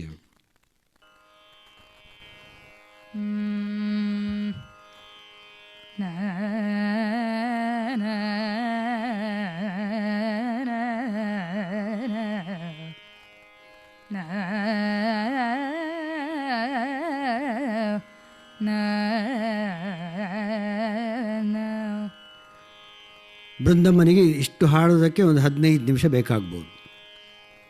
ಅಂದರೆ ಇಷ್ಟು ಸಂಗತಿಗಳನ್ನು ಕೊಡಬೇಕಾದ್ರೆ ಅವರೊಂದು 10-15 ನಿಮಿಷ ಮೊದಲೇ ಕಳೆದಿರ್ತಾರೆ. ಮತ್ತು ಇದನ್ನು ಕೊಡುವಾಗ ಸಾವಕಾಶವಾಗಿ ಆ ಕಾಲ ಪ್ರಮಾಣವನ್ನು ನೆನೆಸಿ ತೂಕ ಕೊಟ್ಟು ಅದನ್ನು ಬಳಸಿಕೊಳ್ತಾರೆ. ಅವರು ಕುಮಾರ ಎಟ್ಟೇಂದ್ರ ಅವರದ್ದು ಗಜವದನವನ್ನು ಹಾಡಿ ಬಹಳ ವಿದ್ವಜ್ಜನರ ಕಣ್ಮನಗಳನ್ನು ಸೆಳೆದಿದ್ದಾರೆ. ನಿಮಗೂ ಹಾಗೆ ಖಂಡಿತ ಅನ್ನಿಸ್ತದೆ. ಅದರ ಚಿಟ್ಟೆ ಸ್ವರದ ಒಂದು ಆ ಸ್ವರಗಳ ಹಿಡಿತ ಮತ್ತು ಅದನ್ನು ಬಳಸಿಕೊಂಡ ರೀತಿಯನ್ನು ಒಂದು ಸ್ವಲ್ಪ ಸಮನ್ವಯ ಹತ್ರ ಹಾಡಿಸ್ತೇನೆ, ಕೇಳಿ.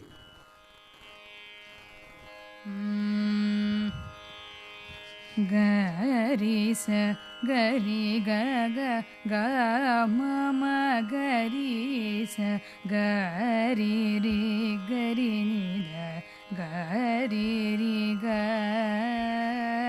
ಗ ಸ ಗರಿ ಗ ಗ ಗ ಮ ಗ ಪ ಗ ದ ಗ ನಿ ದ ಮ ಗ ಮ ದ ಮ ಗ ಮ ನಿ ದ ಗ ಮ ಪ ದ ನಿ ಗ ಗ ಮ ಪ ದ ನಿ ಗ ಗ ಮ ಪ ದ ನಿ ಸರಿ ಗ ಗ ಮ ಗ ರಿ ಸ ನಿ ಗ ಗ ರಿ ನಿ ದ ಮ ಗ ರಿ ಗ ಗ ಮ ಮ ದ ದ ನಿ ನಿ ಗ ಗ ರಿ ಸ ನಿ ದ ನಿ ಸ ಗ ಗ ರಿ ನಿ ದ ನಿ ಸ ಗ ಗ ಮ ದ ಮ ಗ ರಿ ಸರಿ ಗ ಜವದ ನ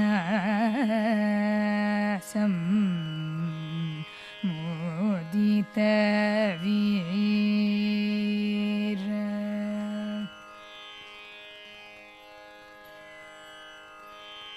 ಗಾಂಧಾರದ ವಿದ್ಯುತ್ ಪ್ರಪಂಚ ಇಲ್ಲಿ ತೆರೆದುಕೊಂಡಿದೆ ಅಂತ ನಾನು ಮತ್ತೆ ಹೇಳಬೇಕಾಗಿಲ್ಲ. ಹಾಗೆ ಹರಿಕಾಂಬೋಜಿ ಇನ್ನೊಂದು ಟ್ರಂಪ್ ಕಾರ್ಡ್. ಎಂದಕ್ಕೂ ನಿರ್ದಯವನ್ನು ಅದೆಷ್ಟು ಸಲ ಹಾಡಿದ್ದಾರೋ ಏನೋ. ನಾನು ಈ ಹಿಂದೆ ರೇಡಿಯೋದಲ್ಲಿ ಬಂದಂತಹ ಕಾರ್ಯಕ್ರಮಗಳನ್ನು ನನ್ನ ನೋಟ್ ಪುಸ್ತಕದಲ್ಲಿ ಹೀಗೆ ಬರೆದಿಟ್ಟುಕೊಳ್ತಿದ್ದೆ. ಇದರಲ್ಲಿ ಸುಮಾರು 10-12 ಕಚೇರಿಗಳು ಬೃಂದಮ್ಮಂದು ಸಿಗ್ತದೆ ನಾನು ಕೇಳಿದ್ದು. ಅದರಲ್ಲಿ ಹೆಚ್ಚಿದ್ದು ತೋಡಿ ಮತ್ತು ಹರಿಕಾಂಬೋಜಿ ಇದೆ. ಆಮೇಲೆ ಕೆಲವೆಲ್ಲ ಬೇರೆ ಪದಂಗಳಿದೆ, ಅದು ವಿಷಯ ಬೇರೆ. ಹರಿಕಾಂಬೋಜಿಯಲ್ಲಿ ಎಂದಕ್ಕೂ ನಿರ್ದಯವೇ ಅವರದ್ದು ಒಂದು ಟ್ರಂಪ್ ಕಾರ್ಡ್ ಇದೆಯಾ, ಒಂದು ಸಣ್ಣ ತುಣುಕು ಕೃತಿ.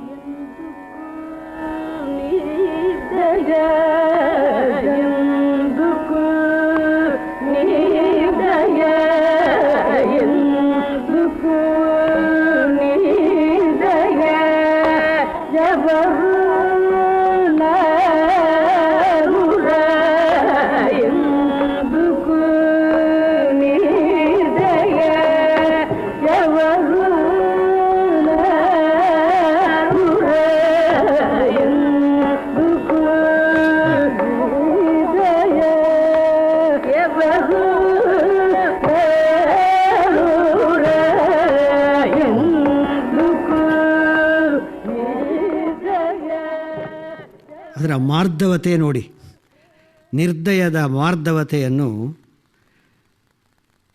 ಬೃಂದಮ್ಮನವರ ಈ ಪ್ರಸ್ತುತಿಯಲ್ಲಿ ಕಾಣುವಾಗ ಆ ಹರಿಕಾಂಬೋಜಿಯ ಶಕ್ತಿ ಹೊರಗೆ ಬರ್ತದೆ. ಒಂದು ಶಂಕರಾಭರಣದ ಆಲಾಪನೆಯೊಂದು ಚೂರು ಆ ಸ್ವರಸ್ಥಾನವನ್ನು ಹಿಡಿಯುವ ಕ್ರಮಕ್ಕೋಸ್ಕರ ಮತ್ತೆ ಪುನಃ ಒಂದು ಸಲ ಕೇಳಿಸ್ತೇನೆ. ಶಂಕರಾಭರಣದ ಆಲಾಪನೆ.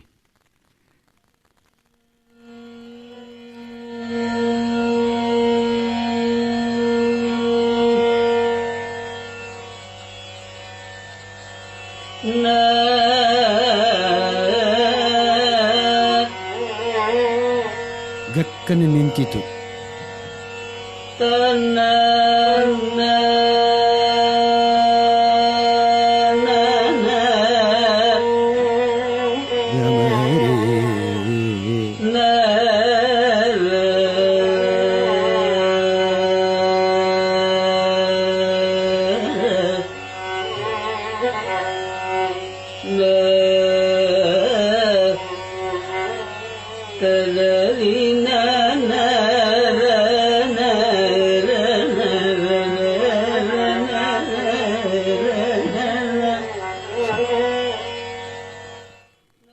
ಅದರ ರುಚಿ ತಗುಲಿಕ್ಕೆ ಮಾತ್ರ ಒಂದಷ್ಟು ಕೇಳಿಸಿದೆ ಅಷ್ಟೆ. ಇನ್ನು ಭೈರವಿಯಲ್ಲಿ ಇವರು ಮಾಡಿದ ಕೆಲಸ ಅಪಾರವಾದ್ದು. ಅವರೊಂದು ವಿರುತ್ತಮ್ನಲ್ಲಿ, ವಿರುತ್ತಮ್ ಅಂದರೆ ಒಂದು ಶ್ಲೋಕ ಅಂತ ಇಟ್ಟುಕೊಳ್ಳಿ, ಅಲ್ಲಿ ಮಾಡಿದಂಥ ಕೆಲಸವನ್ನು ಸಾಮಾನ್ಯ ಈಗ ಡೆಮಾನ್ಸ್ಟ್ರೇಟ್ ಮಾಡಿ ಕೇಳಿಸಿ ಹೇಳ್ತಾಳೆ. ಈ ವಿರುತ್ತಮ್ ಅನ್ನೋರು ಒಂದು 24 ನಿಮಿಷಗಳ ಕಾಲ ರಾಗಮಾಲಿಕೆಯಲ್ಲಿ ಮಾಡಿದ್ದಾರೆ. ಸಾಧಾರಣ ಒಂದು 10-11 ರಾಗಗಳನ್ನು ಇನ್ಕ್ಲೂಡ್ ಮಾಡಿ ಅಷ್ಟು ಉದ್ದಕ್ಕೆ ಮಾಡಿದ ವಿರುತ್ತಮ್ ಒಂದಿದು. ಇದರಲ್ಲಿ ಅವರು ಮೊದಲಿಗೆ ಹಾಡುವ ರಾಗ ಭೈರವಿ. ಭೈರವಿಯಲ್ಲಿ ಒಂದು ಮೊದಲಿನ ಒಂದು ಪಾರ್ಟಲ್ಲಿ ಒಂದು 2-3 ನಿಮಿಷಗಳ ಕಾಲ ಚತುಶ್ರುತಿ ದೈವತವನ್ನು ತೋರಿಸದೆ ಮಾಡಿದ ಭೈರವಿದು. ಭೈರವಿಯಲ್ಲಿ ನಾವು ಸ ಗ ರಿ ಗ ಮ ಪ ದ ni ಸ ಅಂತ ಹೇಳುವಾಗ ಆರೋಹಣದಲ್ಲಿ ನಾವು 2ನೇ ದಾವನ್ನು ಉಪಯೋಗಿಸ್ತೇವೆ. ಸ ni ದ ಪ ಅಂತ ಬರುವಾಗಲಿ ಶುದ್ಧ ದೈವತ ಬರ್ತದೆ. ಸ ni ದ ಪ ಮ ಗ ರಿ ಸ ಪ ದ ni ಸ ni ರಿ ni ದ ಪ ಮ ಪ ದ ni ದ ಪ ಪ ದ ni ದ ಪ, ಹಾಗೆ ಹೋಗುವಾಗ ದಾ 2 ಬರುವಾಗ ದಾ 1 ಅಂತ ನಾವೆಲ್ಲ ಸಹ ಭೈರವಿಯನ್ನು ಹಾಡೋದು. ಆದರೆ ಇದರಲ್ಲಿ ಬೃಂದಮ್ಮ ಅವರು 2ನೇ ದಾವನ್ನು ಯೂಸ್ ಮಾಡದೇನೆ ಪ ದ ಪ ಅಂತ ಅದೇ ದಾವನ್ನು ಯೂಸ್ ಮಾಡಿಕೊಂಡು ಸಾವರೆಗೂ ಅದೇ ದಾಯಲ್ಲಿ ಹೋಗಿ ಬಂದಿದ್ದಾರೆ. ಅದು ರೆಕಾರ್ಡಿಂಗ್ ಸ್ವಲ್ಪ ಕೇಳಿಸ್ತೇನೆ.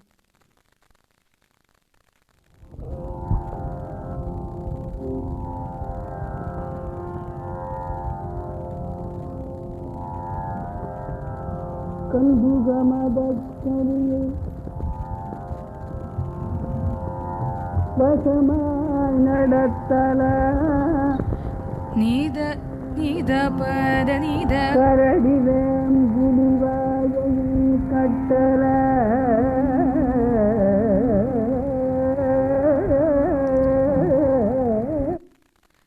ಆ ಜಾಗದಲ್ಲಿ ನೀದ ಪದ ಪ ಮಗರಿ ಗ ಮ ಪದ ಪದ ನಿಜ ನೀದ ಪ ಅಂತ ಮೇಲೆ ಹೋಗುವಾಗ ಸಾವರೆಗೆ ದನಿಸ ಅಂತ ಮಾಡಿಕೊಂಡೆ ಅದರಲ್ಲಿ ದಾ 2 ಉಪಯೋಗಿಸದೆ ನೀದ ಪ ಮಗರಿ ಗ ಮ ಪದ ಪದ ನಿಜ ನೀದ ಪ ಅಂತೇವೇ ಮಾಡಿದ್ದಾರೆ ಅವರು.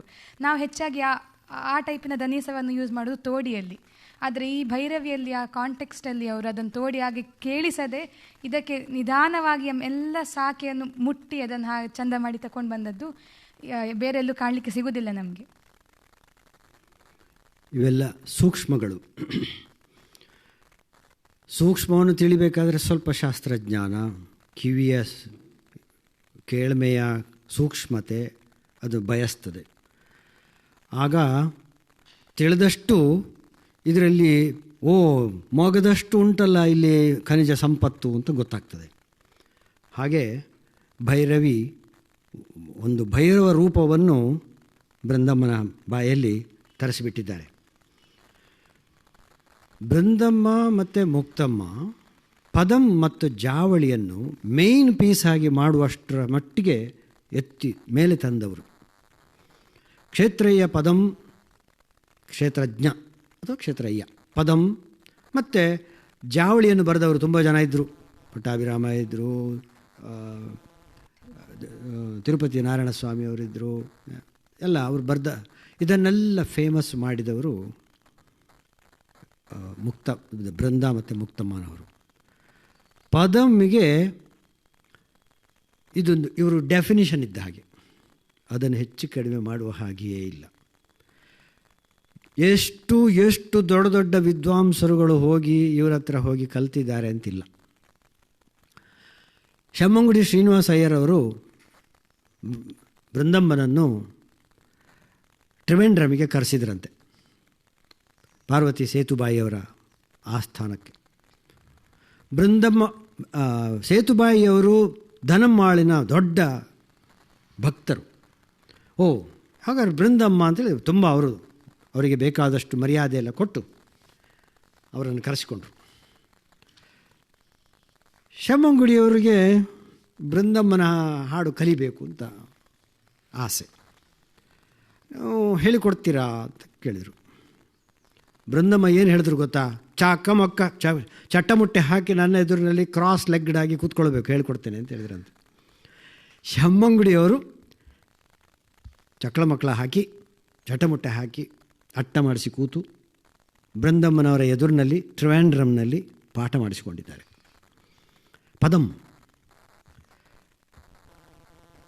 ಹಾಗೆ ತುಂಬ ಜನ ದೊಡ್ಡ ದೊಡ್ಡ ವಿದ್ವಾಂಸರುಗಳೆಲ್ಲರೂ ಪದಮ್ಮನ್ನು ಕಲೀಲಿಕ್ಕೆ ಬೃಂದಮ್ಮನ ಹತ್ರ ಹೋಗಿದ್ದಾರೆ. ಅವರ ನಿಜವಾದ ಶಿಷ್ಯ ಸಂಪತ್ತನ್ನು ನೋಡಿದರೆ ನಮಗೆ ಆಶ್ಚರ್ಯ ಆಗ್ತದೆ. ಅಲಮೇಲು ಮಣಿ,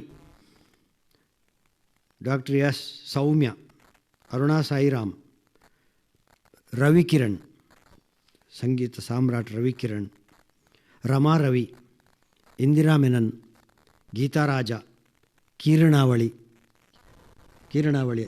ಇವರೆಲ್ಲರೂ ಮುಕ್ತಮ್ಮನ ಅಥವಾ ಬೃಂದಮ್ಮನ, ಅರುಣಾ ಸಾಯಿರಾಮ್ ಅವರು ಕೂಡ ಮುಕ್ತಮ್ಮನ ಸ್ಟೂಡೆಂಟ್. ಎಸ್ ಸೌಮ್ಯ ಮತ್ತು ಅರುಣಾ ಸಾಯಿರಾಮ್ ಅವರು ಮುಕ್ತಮ್ಮನ ಸ್ಟೂಡೆಂಟ್ ಆಗಿದ್ದರು. ಹಾಗೆ ಇದು ಕೇವಲ ಎದುರು ಬದುರು ಕೂತ್ಕೊಂಡು ಕಲ್ತದ್ದು. ಆದರೆ ಆದ ವಿದ್ವಾಂಸರುಗಳು ಯಾರ್ಯಾರೆಲ್ಲ ಇದ್ದರೋ ಅವರೆಲ್ಲರಿಗೆ ಬೃಂದಮ್ಮ ಮ್ಯೂಸಿಷಿಯನ್ ಆಫ್ ಮ್ಯೂಸಿಷಿಯನ್ಸ್. ಹಾಗೆ ಪದಮ್ಮನ್ನು ಅವರು ಕಲ್ತಿದ್ದಾರೆ. ಏನಷ್ಟು ಪದಮ್ನಲ್ಲಿ ಏನದಿದೆ ಅಂತ ಹೇಳೋದಕ್ಕೆ ಒಂದೆರಡು ತುಣುಕುಗಳನ್ನು ನೀವು ಕೇಳಬೇಕು. ಒಂದು ಬಹಳ ಫೇಮಸ್ ಆದದ್ದು ಮೊರತೋಪು ಪದಂ ಇನ್ ರಾಗ ಶಹನ. ಸ್ವಲ್ಪ ಜಾಗ್ರತೆಯಲ್ಲಿ ಕೇಳಬೇಕು. ಮೊರ ಯಾವ ಸ್ವರಸ್ಥಾನದಲ್ಲಿದೆ, ತೋಪು ಯಾವ ಸ್ವರಸ್ಥಾನದಲ್ಲಿದೆ, ಪಟ್ ಅಂತೇಳಿ ಅದು ಮೇಲಕ್ಕೆ ಹಾರೋದು. ಇದನ್ನು ನಾವು ಗಮನ ಇಟ್ಟು ಕೇಳಿದರೆ ಮಾತ್ರ ಅದರ ಸ್ಪಷ್ಟತೆ ನಮಗೆ ಮನಸ್ಸಿಗೆ ಮನದಟ್ಟಾಗ್ತದೆ. ಕೇಳಿ, ಮೊರತೋಪು ಪದಂ ಇನ್ ರಾಗ ಶಹನ. ಮೇರಗಡು ಸಹಾನಾರಾಗಂ ತ್ರಿಪುಟತಾಳಂ ಕ್ಷೇತ್ರಜ್ಞರ್ ಪದಂ. More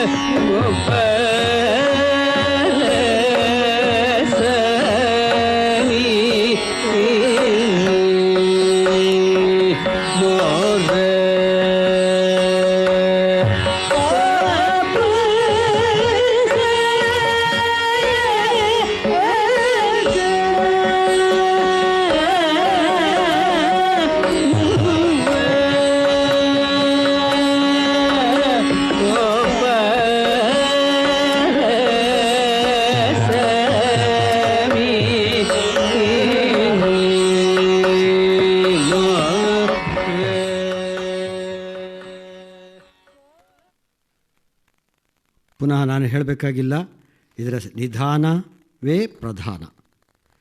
ಓಸೋಸಿ ತುಂಬ ಫೇಮಸ್ ಮುಖಾರಿಯ ಒಂದು ಪ್ರಸ್ತುತಿಯನ್ನು, ಪದಮ್ಮನ್ನು ಕೇಳಿ. ನೀನೇ ಹಾಡು. ಸಮನ್ವಯ ಹಾಡ್ತಾಳೆ, ಒಂದು ಲೈನು. ಓ ಸೋಸಿ ನಾಮದಿ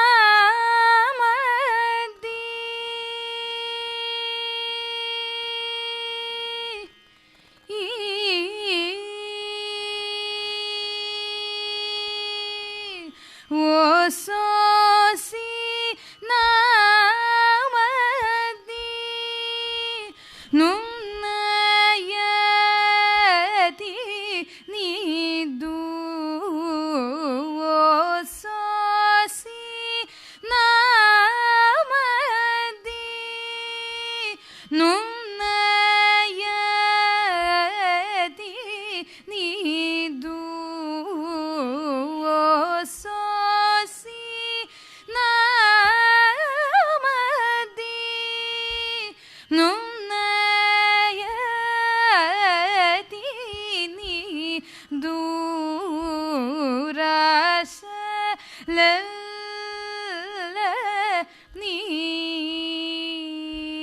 ನೀರಶ ಜೇಸುಕೋ ನೀತೋ ಕಾಶಿ ಕಿ ಪುಯ್ಯೆ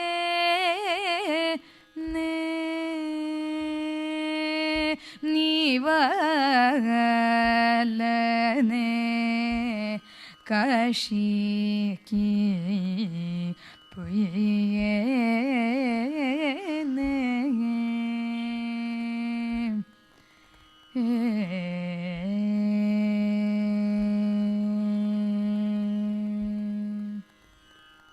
ಹಾಗೆ ಇನ್ನೊಂದು ಕಾಂಬೋದಿ, ಅಧಿಯೋ ಕಯುಗಮು, ಅದರ ಒಂದು ನಡೆ ನೋಡಿ.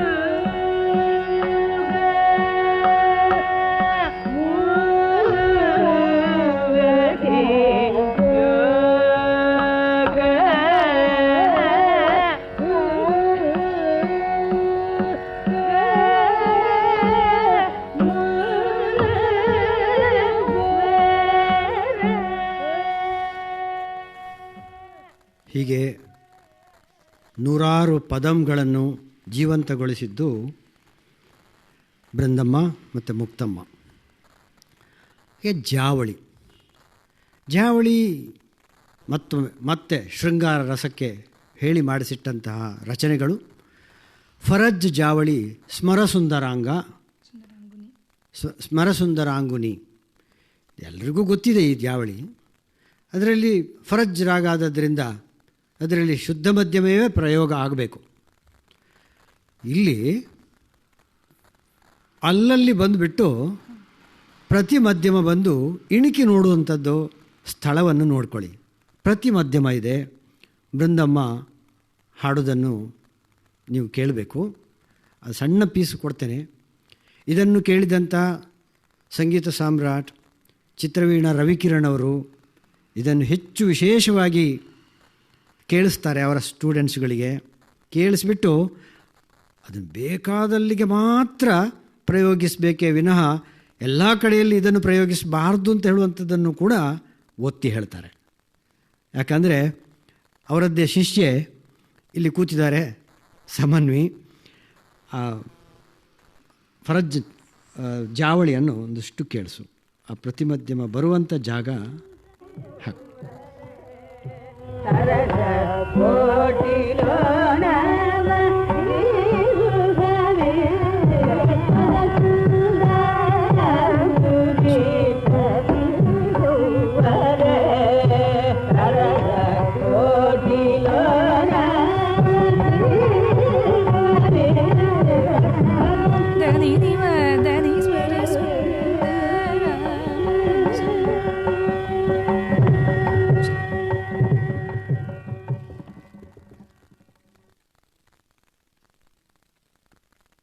ಹೆಂಗಸರು ಸ್ವರಕಲ್ಪನೆ ಮಾಡಲಿಕ್ಕಿಲ್ಲ, ತಾಳದ ಲೆಕ್ಕಾಚಾರ ಮಾಡಲಿಕ್ಕಿಲ್ಲ ಅಂತೇಳಿ ಹೇಳಿದರೂ ಕೂಡ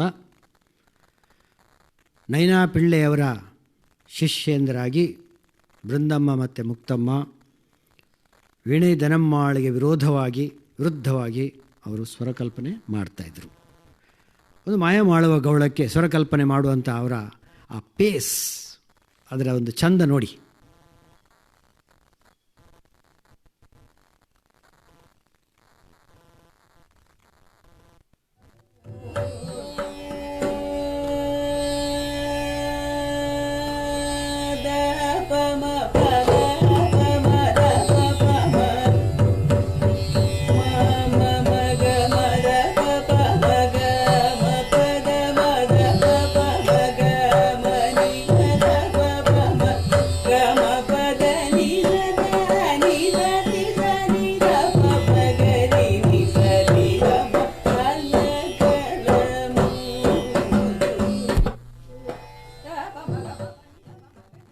ಹಾಕು ಎರಡನೇ ಕಾಲ. ಈ ವಿಡಿಯೋ ಯೂಟ್ಯೂಬ್ನಲ್ಲಿ ಸಿಗತ್ತೆ, ಕೇಳಿ.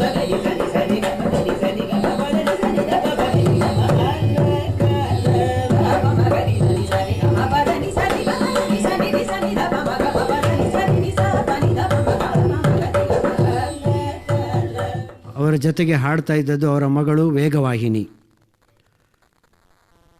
ಅವರು ಬೃಂದಮ್ಮನ ಆ ಪರಂಪರೆಯನ್ನು ಮತ್ತೆ ಕಂಟಿನ್ಯೂ ಮಾಡ್ತಾ ಇದ್ದಾರೆ. ಹೀಗೆ ಇದು ಜಾವಳಿಗಳ ವಿಚಾರ ಆಯಿತು.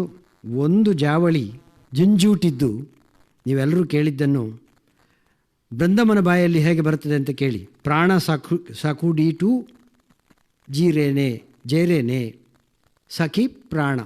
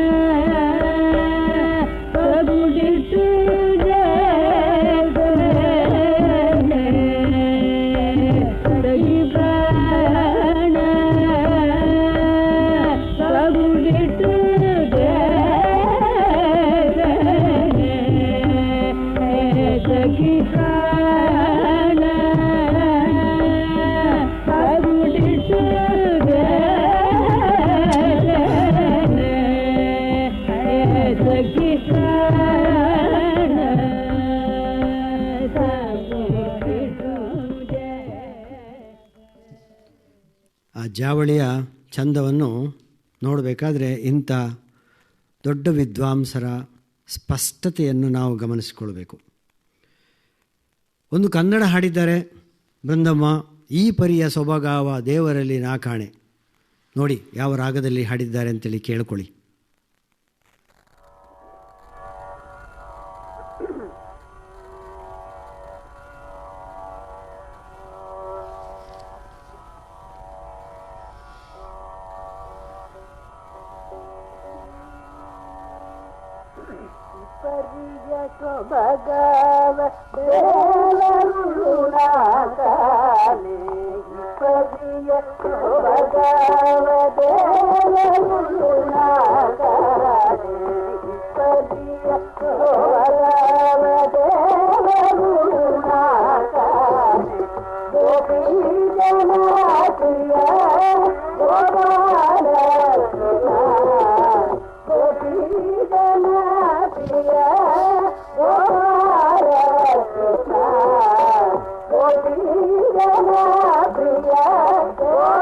ಸಾರಂಗ ರಾಗದಲ್ಲಿ ಈ ಈ ಪರಿಯ ಸ್ವಭಾವವನ್ನು ಸಂಪ್ರದಾಯಬದ್ಧವಾಗಿ ಹಾಡಿದ್ದನ್ನು ನಾವು ಕೇಳ್ಬೋದು. ಸಾಕು, ಇನ್ನು ನಿಮಗೆ ನಾನು ರುಚಿ ಮಾತ್ರ ಹತ್ತಿಸಿದ್ದು, ಕೇಳುವುದು ನಿಮಗೆ ಬಿಟ್ಟದ್ದು. ನೀವು ಕೇಳದಿದ್ದರೂ ಸಂಗೀತ ಕಲಿಯುವವರು ಎಲ್ಲರೂ ಬೃಂದಮ್ಮನನ್ನು ಕೇಳ್ತಾರೆ ಅಂತ ಹೇಳುವಂಥ ಒಂದು ಧೈರ್ಯ ನನಗಿದೆ. ಇವತ್ತು ಬೃಂದಮ್ಮ ಮತ್ತು ಮುಕ್ತಮ್ಮನ ಪಾಠಾಂತರ highly ಸಾಲಿಸಿಟೆಡ್.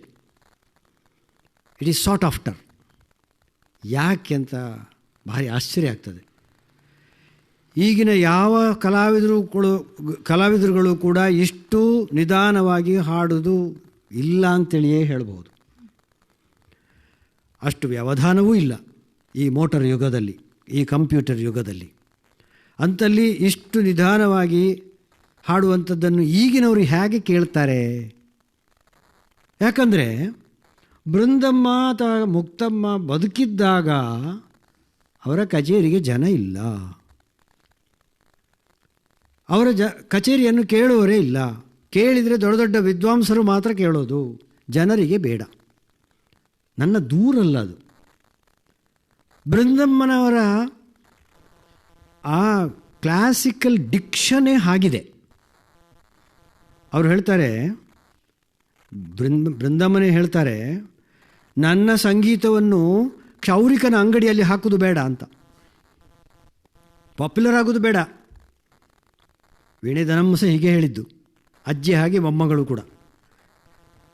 The fear of their music being played in tea stalls and barbers shop saloons shows how strongly they believed that classical music was meant for the few and not for the masses. It is for the few, for the class, and not for the mass. ಇದನ್ನು ಭರ್ಜರಿಯಾಗಿ ಅರ್ಥ ಮಾಡಿಕೊಂಡಿದ್ರು, ಮತ್ತು ಹಾಗೆ follow ಮಾಡಿದರು ಕೂಡ. ಜನ ಬರಲಿಲ್ಲ ಅಂತೇಳಿ ತಲೆಬಿಸಿ ಮಾಡಲಿಲ್ಲ. ಮತ್ತು ಹೆಚ್ಚು ವೀಳ್ಯದೆಲೆ ಹಿಡ್ಕೊಂಡು ತಾಂಬೂಲ ಹೊಗೆಸೊಪ್ಪು ತಿಂದ್ರೋ ಏನೋ ಖುಷಿಯಲ್ಲಿ, ಬೇಡ ಬರದಿದ್ದರೆ ಬೇಡ ಅಂತ ಮತ್ತೆ 2 ಹೊಗೆಸೊಪ್ಪು ಬಾಯಿಗೆ ಹಾಕಿಯಾರು ಬೃಂದಮ್ಮ. ಬೃಂದಾಸ್ uncompromising adherence to Sampradaya sometimes went against her as a performing musician. ಈಗ ಪರ್ಫಾರ್ಮಿಂಗ್ ಮ್ಯೂಸಿಷಿಯನ್ ಅಂತ, ಮ್ಯೂಸಿಷಿಯನ್ ಪರ್ಫಾರ್ಮ್ ಮಾಡಲಿಕ್ಕೆ ಬಂದದ್ದು ಯಾಕೆ? 4 ಜನರಿಗೆ ಕೇಳಲಿಕ್ಕೆ ಜನ ಬರದೇ ಇದ್ದರೆ ಆಗ ಹೇಳ್ತೇವೆ ಕಚೇರಿ ಸ್ವಲ್ಪ ಫೇಲ್ಯೂರ್ ಆಯಿತು ಅಂತ. ಸೊ ಆರ್ಟ್ ಮ್ಯೂಸಿಕ್ಕು ಫೇಲ್ಯೂರ್ ಆಗ್ತದೆ. ಆರ್ಟ್ ಮೂವೀಸು ತುಂಬ ಫೇಲ್ಯೂರ್ ಆಗಿದೆ. ತುಂಬ ಮೂವೀಸ್ಗಳು ಆರ್ಟ್ ಮೂವಿ ಆದರೆ ಜನಗಳಿಗೆ ಬೇಡ. ಅದು ಯುದ್ಧ, ಗಲಾಟೆ, ಹಿಂಸೆ, ಕ್ರೌರ್ಯ ಇದ್ದರೆ ಬಹಳ ಪಾಪ್ಯುಲರ್ ಆಗಿಬಿಡ್ತದೆ. ಅದಲ್ಲ. ಸೊ ಆರ್ಟ್ ಮ್ಯೂಸಿಕ್ ಅಂತ ಹೇಳಿದಾಗ ಇಲ್ಲಿ ಅನ್ಕಾಂಪ್ರಮೈಸಿಂಗ್ ಅಡಿಯರೆನ್ಸ್ ಇದೆ ನೋಡಿ ಟ್ರೆಡಿಷನಿಗೆ, ಸಂಪ್ರದಾಯಕ್ಕೆ. ಆದ್ದರಿಂದ ಅದು ಸ್ವಲ್ಪ ಜಾಸ್ತಿ ಆಯಿತು, ಮಡಿ ಬೇಡ ಅಂತ ಜನ ಸ್ವಲ್ಪ ಹಿಂದೇಟು ಹಾಕ್ತಾರೆ. Semmangudi says that Brindamma will never change. ಬೃಂದಮ್ಮನವರೇ ಒಂದು ಕಡೆಯಲ್ಲಿ ಹೇಳಿದ್ದಾರೆ, ನನ್ನ ಹತ್ರ ಹಾಡು ಕಲ್ತ್ಕೊಂಡು ಹೋಗ್ತಾರೆ ಮತ್ತು ಅವರಷ್ಟಕ್ಕೆ ಚೇಂಜ್ ಮಾಡ್ತಾರೆ. No, I don't allow that ಅಂತ. ಶಮ್ಮಂಗುಡಿಯವರೇ ಸ್ವಲ್ಪ ಚೇಂಜ್ ಮಾಡಿದ್ದಾರೆ. ಅವರಿಗೆ ಸ್ವಲ್ಪ ಬೇಕಾದಾಗ ಒಂಚೂರು ಬದಲಾಯಿಸಿಕೊಂಡಿದ್ದಾರೆ. ಅದು ಅವರು ಬೃಂದಮ್ಮ ಕೇಳಿದ್ದಾರೋ ಇಲ್ಲೋ ನನಗೆ ಗೊತ್ತಿಲ್ಲ. ಆದರೆ ಬೃಂದಮ್ಮನವರ ಆ ಸರ್ಕ್ಯಾಸ್ಟಿಕ್ ರಿಮಾರ್ಕು ದೊಡ್ಡ ದೊಡ್ಡ ವಿದ್ವಾಂಸರ ಮೇಲೇನೂ ಇದೆ. ಯಾಕಂದರೆ ಅವ್ರ ಹತ್ರ ಕಲ್ತ್ಕೊಂಡು ಹೋಗಿ ಮತ್ತೆ ಅದನ್ನು ಅವರೇ ಎದುರಿನಲ್ಲಿ ಹಾಡುವಾಗ ಹಾಗೇ ಹಾಡ್ತಾರಂತೆ. ಆದರೆ ಬೇರೆ ಕಡೆಯಲ್ಲಿ ಹೋದಾಗ ಮಾತ್ರ ಚೇಂಜ್ ಮಾಡ್ತಾರೆ ಅಂತ ಅವರ ಗಮನಕ್ಕೆ ಬಂದದ್ದನ್ನು ಅವರು ಒಂದು ಕಡೆ ಇಂಟರ್ವ್ಯೂನಲ್ಲಿ ಹೇಳಿದ್ದಾರೆ. ಅದು ವಿಚಿತ್ರ. She not only admitted but took pride in what she perceived as Har value system. ನಮ್ಮದು ಏನು ತೊಂದರೆ ಇಲ್ಲ, ನನಗೆ ಜನ ಕಡಿಮೆ ಬಂದರೆ ತೊಂದರೆ ಇಲ್ಲ, ನಮ್ಮದು best music best. The consequence of this refusal to change and adapt was that she did not get many invitations to the public performances. ವೀಣೆ ಧನಮ್ಮಾಳು ಹಾಗೆ ಶುಕ್ರವಾರದ ಭಜನೆಯಲ್ಲಿ ಅವರು ಮನೆಯಲ್ಲೇ ಕೂತ್ಕೊಂಡು ಹಾಡಿದ್ದಷ್ಟೇ ಅಲ್ಲದೆ ಕಚೇರಿ ಮಾಡಿದ ಸಂಖ್ಯೆ ಬಹಳ ಕಮ್ಮಿ. ಯಾಕಂದರೆ ತುಂಬ ತೊಡಕಿನ ನಾಲಿಗೆ. ಇನ್ನೊಬ್ಬರಿಗೆ ನೋವು ಮಾಡಿಯೋ ಅಥವಾ ಸಿಟ್ಟು ಮಾಡಿಯೋ ಕೋಪ ಮಾಡಿಯೋ ಬೈದೋ ಹಂಗಿಸಿಯೋ ಸರ್ಕ್ಯಾಸ್ಟಿಕ್ಕಾಗಿ ಮಾತನಾಡಿಯೋ ಪೂರ ಗೆಲ್ಲಕ್ಕೆ ಆಗೋದಿಲ್ಲ. ಈ ಪ್ರಪಂಚದಲ್ಲಿ ತುಂಬ ಕಷ್ಟ ಇದೆ. ನಮ್ಮ ಊರಿನಲ್ಲಿ ಕಡಲ ತೀರದ ಭಾರ್ಗವ ಅಂತ ಒಬ್ಬರಿದ್ದರು, ಡಾಕ್ಟರ್ ಕೆ ಶಿವರಾಮ ಕಾರಂತ ಅಂತ. ಖಾರವಾಗಿ ಮಾತನಾಡ್ತಿದ್ರು. ಕಾರಂತರು ಅಷ್ಟು ಖಾರವಾಗಿ ಮಾತನಾಡಿದರು, ಅವರಿಗೆ ಮನ್ನಣೆ ಇತ್ತು. ನನಗೊಂದು ನೆನಪಿದೆ, ಉಡುಪಿಯ ಒಂದು ಕಾಲೇಜಿನಲ್ಲಿ ಅವರಿಗೆ ಒಂದು ಅಭಿನಂದನೆಯ ಕಾರ್ಯಕ್ರಮ ಮಾಡಲಿಕ್ಕೆ ಅಂತೇಳಿ ಕರೆದಿದ್ದಾಗ ಸ್ವಲ್ಪ ತಡ ಆಯಿತು. ಸಂಘಟನಾಕಾರರು ಸ್ವಲ್ಪ ತಡ, 5-10 ನಿಮಿಷ ಅಷ್ಟೇ. ಕಾರಂತರು ಸಿಟ್ಟು ಮಾಡಿದರು. ಇದೇನು ಅಭಿನಂದನೆಯ ಅಭಿನೊಂದನೆಯ ತಪ್ಪರಕ್ಕೆ ಹೊಡೆದೇನು ಅಂತೇಳಿ ಹೇಳಿ ಜೋರು ಮಾಡಿದ್ದಾರೆ. ಆ ಅಭಿನಂದನೆ ಮಾಡಲಿಕ್ಕೆ ಹೊರಟಂಥ ಇಡೀ ಜನ ಸಮುದಾಯ ಏನು ಮಾಡಬೇಕು? ಆದರೆ ಕಾರಂತರ ಸ್ಟೈಲು, ಕಾರಂತರಾಗಿ ಉಳಿದರು. ಅವರಿಗೆ ಜ್ಞಾನಪೀಠವೂ ಬಂತು. ಯಾಕಂದರೆ ಆ ವಿದ್ವತ್ತು ಅಷ್ಟು ಕೆಲಸ ಮಾಡಿತು ಆಗಿನ ಕಾಲದಲ್ಲಿ. ಈಗಿನ ಕಾಲದಲ್ಲಿ ಹೀಗೆ ಉಡಾಪೆ ಮಾಡಿದರೆ ಚರಂಡಿ ನೋಡಬೇಕಾದೀತು. ಇದು ಆಗೋದಿಲ್ಲ, ಔಟ್ಡೇಟೆಡ್. ಇದನ್ನು ಕಂಪ್ಲೀಟ್ ಹೊರಗೆ ಹಾಕಿ ಆಗಿದೆ ಜನ. ನಾನು ಬೇಕಾದರೆ ನನಗೆ ಮನಸ್ಸು ಒಲಿಸಲಿಕ್ಕೆ ಬಾ, ಅದು ವಶೀಕರಣ ಆಗಲೇಬೇಕು, ಹಾಗಿದ್ದರೆ ನಾವೇನಾದ್ರು ಮಾಡ್ಬೋದು ಅಂತ. ಬೃಂದಮ್ಮ ಹಾಗೆ ಆ ಒಂದು ಕಾಲಸಂಧಿಘಟ್ಟದಲ್ಲಿದ್ದರಿಂದ ಕೇವಲ ವಿದ್ವಾಂಸರು ಮಾತ್ರ ಅವರ ಕಚೇರಿಗೆ ಹೋದರೂ ಜನ ಅವರನ್ನು ಬಹಿಷ್ಕರಿಸಿದರು ಅಥವಾ ಹೋಗಲಿಲ್ಲ. ಆಕಾಶವಾಣಿಯಲ್ಲಿ ಹಾಡಿಕೊಂಡು ಕೂತರು. ವೀಣೆ ದನಮ್ಮಾಳಾದರೂ ರೆಕಾರ್ಡಿಂಗ್ ಪ್ಲೇಯರ್ಗೆ ಹಾಡು ಧ್ವನಿ ಕೊಟ್ಟಿದ್ದಾರೆ, ಬೃಂದಮ್ಮ ಸಾರ್ವತಾ ಕೊಡಲಿಲ್ಲ. ಆಗೋದಿಲ್ಲ. ಸಂಗೀತ ನೀವು ಪ್ರಿಸರ್ವ್ ಮಾಡ್ತೀರಾ? ಹಾಂ ಆಯಿತು ಬನ್ನಿ ಅಂತ ಆಕಾಶವಾಣಿಗೆ ಧ್ವನಿಯನ್ನು ಕೊಟ್ಟಿದ್ದಾರೆ. ಅಷ್ಟೇ ಅಲ್ಲದೆ ಯಾವುದೇ ರೆಕಾರ್ಡಿಂಗಿಗೆ ಅವರದ್ದು ಸಮ್ಮತಿ ಇಲ್ಲ. ಸೊ ಇಷ್ಟು ಸ್ಟ್ರಿಕ್ಟ್ ಅಡಿಯರೆನ್ಸ್. ಹಾಗಾಗಿ ಅವರದ್ದು ಕಚೇರಿ ನಮಗೆ ಕೇಳೋದು ಕಷ್ಟ, ಅವರ ಹೆಸರು ಮೇಲೆ ಬರೋದು ಕಷ್ಟ. 1977ಕ್ಕೆ ಸಂಗೀತ ಕಲಾನಿಧಿ ಮ್ಯೂಸಿಕ್ ಅಕಾಡೆಮಿಯಿಂದ ಅವರಿಗೆ ಸಿಕ್ಕಿದ್ದು. ಆಮೇಲೆ ಮುಕ್ತಮ್ಮನಿಗೆ ಸಿಕ್ಕಲಿಲ್ಲ. 2000 ಚಿಲ್ಲರೆ 3ರಲ್ಲೇನೋ ಅವರಿಗೆ ಸಂಗೀತ ಕಲಾಚಾರ್ಯ ಕೊಟ್ಟು, ಆಯಿತು ನೀನು ಒಬ್ಬರು ದೊಡ್ಡ ವಿದುಷಿ ಅಂತೇಳಿ ಅವರನ್ನು ರೆಕಗ್ನೈಸ್ ಮಾಡಿದರು. ಅವರಿಗೆ ಪ್ರಾಯ ತುಂಬ ಆಗಿದೆ ಆಗ. ಸೊ ಬೃಂದಮ್ಮ ಅವರ ಜೀವಿತ ಕಾಲದಲ್ಲಿ ಚೆನ್ನಾಗಿ ಮೆರಿಲಿಲ್ಲ ಅಂತ ಅವರಿಗೇನು ಬೇಸರ ಇಲ್ಲ, ನಮಗೆ ಬೇಸರ ಅಷ್ಟೆ. ಆದರೆ ಬೃಂದಮ್ಮನ ಮ್ಯೂಸಿಕ್ಕು ಇವತ್ತು ಕರ್ನಾಟಕ ಸಂಗೀತದಲ್ಲಿ ಅತ್ಯಂತ ಬೇಡಿಕೆಯುಳ್ಳ ಮ್ಯೂಸಿಕ್. ನೀವು ಯಾವುದೇ ಈಗಿನ ಯುವ ಕಲಾವಿದರನ್ನು ಕೇಳಿ, ಯಾರ ಸ್ಟಾರ್ ಆರ್ಟಿಸ್ಟ್ಗಳನ್ನು ಕೇಳಿ, ಅವರು ಪ್ರಪ್ರಥಮ ಬಾರಿಗೆ ಕೇಳೋದು ಬೃಂದಮ್ಮ, ಶಮ್ಮಂಗುಡಿ, GNB, ರಾಜರತ್ನಂ ಪಿಳ್ಳೆ, ಹೀಗೆ ಹೋಗ್ತದೆ ಅವರದ್ದು ಲಿಸ್ಟ್. ಬೃಂದಮ್ಮನ ಸಂಗೀತ ನಮಗೆ ಸಂಗೀತದ ಗಮಕವನ್ನು ಹೇಗೆ ಪ್ರಯೋಗಿಸಬೇಕು ಅಂತ ಹೇಳೋದಕ್ಕೆ ಡೆಫಿನಿಷನ್, ವ್ಯಾಖ್ಯೆ ಇದ್ದ ಹಾಗೆ. ಸೊ ಅದನ್ನು ಮೀರುವಂತಿಲ್ಲ. ಅದನ್ನು ಈಗಿನವರು ನಮ್ಮದೆಲ್ಲ ಹೋಗ್ತದೆ ಅಂತೇಳಿ ಭಯ ಪಡುವಾಗ ನಮಗೊಂದು ಡೆನ್ಮಾರ್ಕಿನಲ್ಲಿಟ್ಟ ಮೀಟರ್ ಕೋಲು ಸಿಗುತ್ತದೆ. ಅದು 25 ಡಿಗ್ರಿ ಸೆಲ್ಸಿಯಸ್ನಲ್ಲಿ ಒಂದು ಇದರೊಳಗೆ ಹಾಕಿಟ್ಟಿದ್ದಾರೆ. ಅದು ಕರೆಕ್ಟು 100 ಸೆಂಟಿಮೀಟರ್ಸ್ ಅಂದರೆ 100 ಸೆಂಟಿಮೀಟರ್ಸ್ ಇದೆ. ಅದು ನಮ್ಮದಾದರೆ ಸ್ವಲ್ಪ ಇಲ್ಲಿಯ ಬಿಸಿಗೆ ಸ್ವಲ್ಪ ಉದ್ದ ಆಗ್ಬೋದು, ಗಿಡ್ಡ ಆಗ್ಬೋದು, ಅದು ಹೆಚ್ಚು ಕಡಿಮೆ ಆಗ್ಬೋದು. ನಮ್ಮ ಬೃಂದಮ್ಮ ಅಲ್ಲಿ ಇಟ್ಟಂತಹ ಸ್ಟ್ಯಾಂಡರ್ಡ್ ಮೀಟರ್ ಕೋಲು. ನಮಗೆ ಇವತ್ತಿನ ಸಂಗೀತಗಾರರಿಗೆ ಆ ಸ್ಟ್ಯಾಂಡರ್ಡು ಇಲ್ಲದೇ ಇದ್ದರೆ ನಮ್ಮದು ಟ್ರೆಡಿಷನ್ ಶಿಥಿಲ ಆಗಲಿಕ್ಕೆ ಶುರು ಆಗ್ತದೆ. ನಮ್ಮ ಟ್ರೆಡಿಷನ್ ಅಥವಾ ಸಂಗೀತದ ಗಮಕಗಳು, ಅದರ ಪ್ರಯೋಗ ಅದೆಲ್ಲ ಶಿಥಿಲ ಆಗಲಿಕ್ಕೆ ಶುರುವಾಗಿ ಏನಕ್ಕೇನು ಹೇಳ್ಬೋದು. ನಮ್ಮ ಗ್ರಾಮರ್ ತುಂಬ ಗಟ್ಟಿ, ಆ ಸಂಪ್ರದಾಯದ ಗಟ್ಟಿತನ ಇರೋದರಿಂದ, ಈ ಬೃಂದಮ್ಮನವರ ಅಥವಾ ಮುಕ್ತಮ್ಮನವರ ಒಂದು ಗಟ್ಟಿತನ ಇರೋದರಿಂದ ಎಲ್ಲ ಸ್ಟಾರ್ ಆರ್ಟಿಸ್ಟ್ಗಳಾಗಲಿ ಈಗಿನ ಅಪ್ಕಮಿಂಗ್ ಆರ್ಟಿಸ್ಟ್ಗಳಾಗಲಿ ಅವರ ಮೇಲೆ ಪೂರ್ತಿ ಡಿಪೆಂಡೆಂಟ್.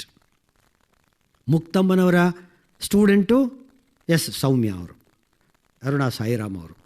ಎಸ್ ಸೌಮ್ಯ ಅವರ ಹತ್ರ ನನ್ನ ಮಗಳು ರಂಜನಿ ಕಲ್ತಿದ್ದಾಳೆ.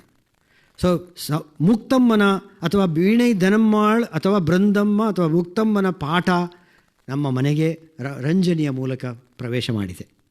ಹಾಗೆ ಬೃಂದಮ್ಮನವರ ಸ್ಟೂಡೆಂಟು ಸಂಗೀತ ಸಾಮ್ರಾಟ್ ಚಿತ್ರವೀಣಾ ಎನ್ ರವಿಕಿರಣ್ ಅವರು.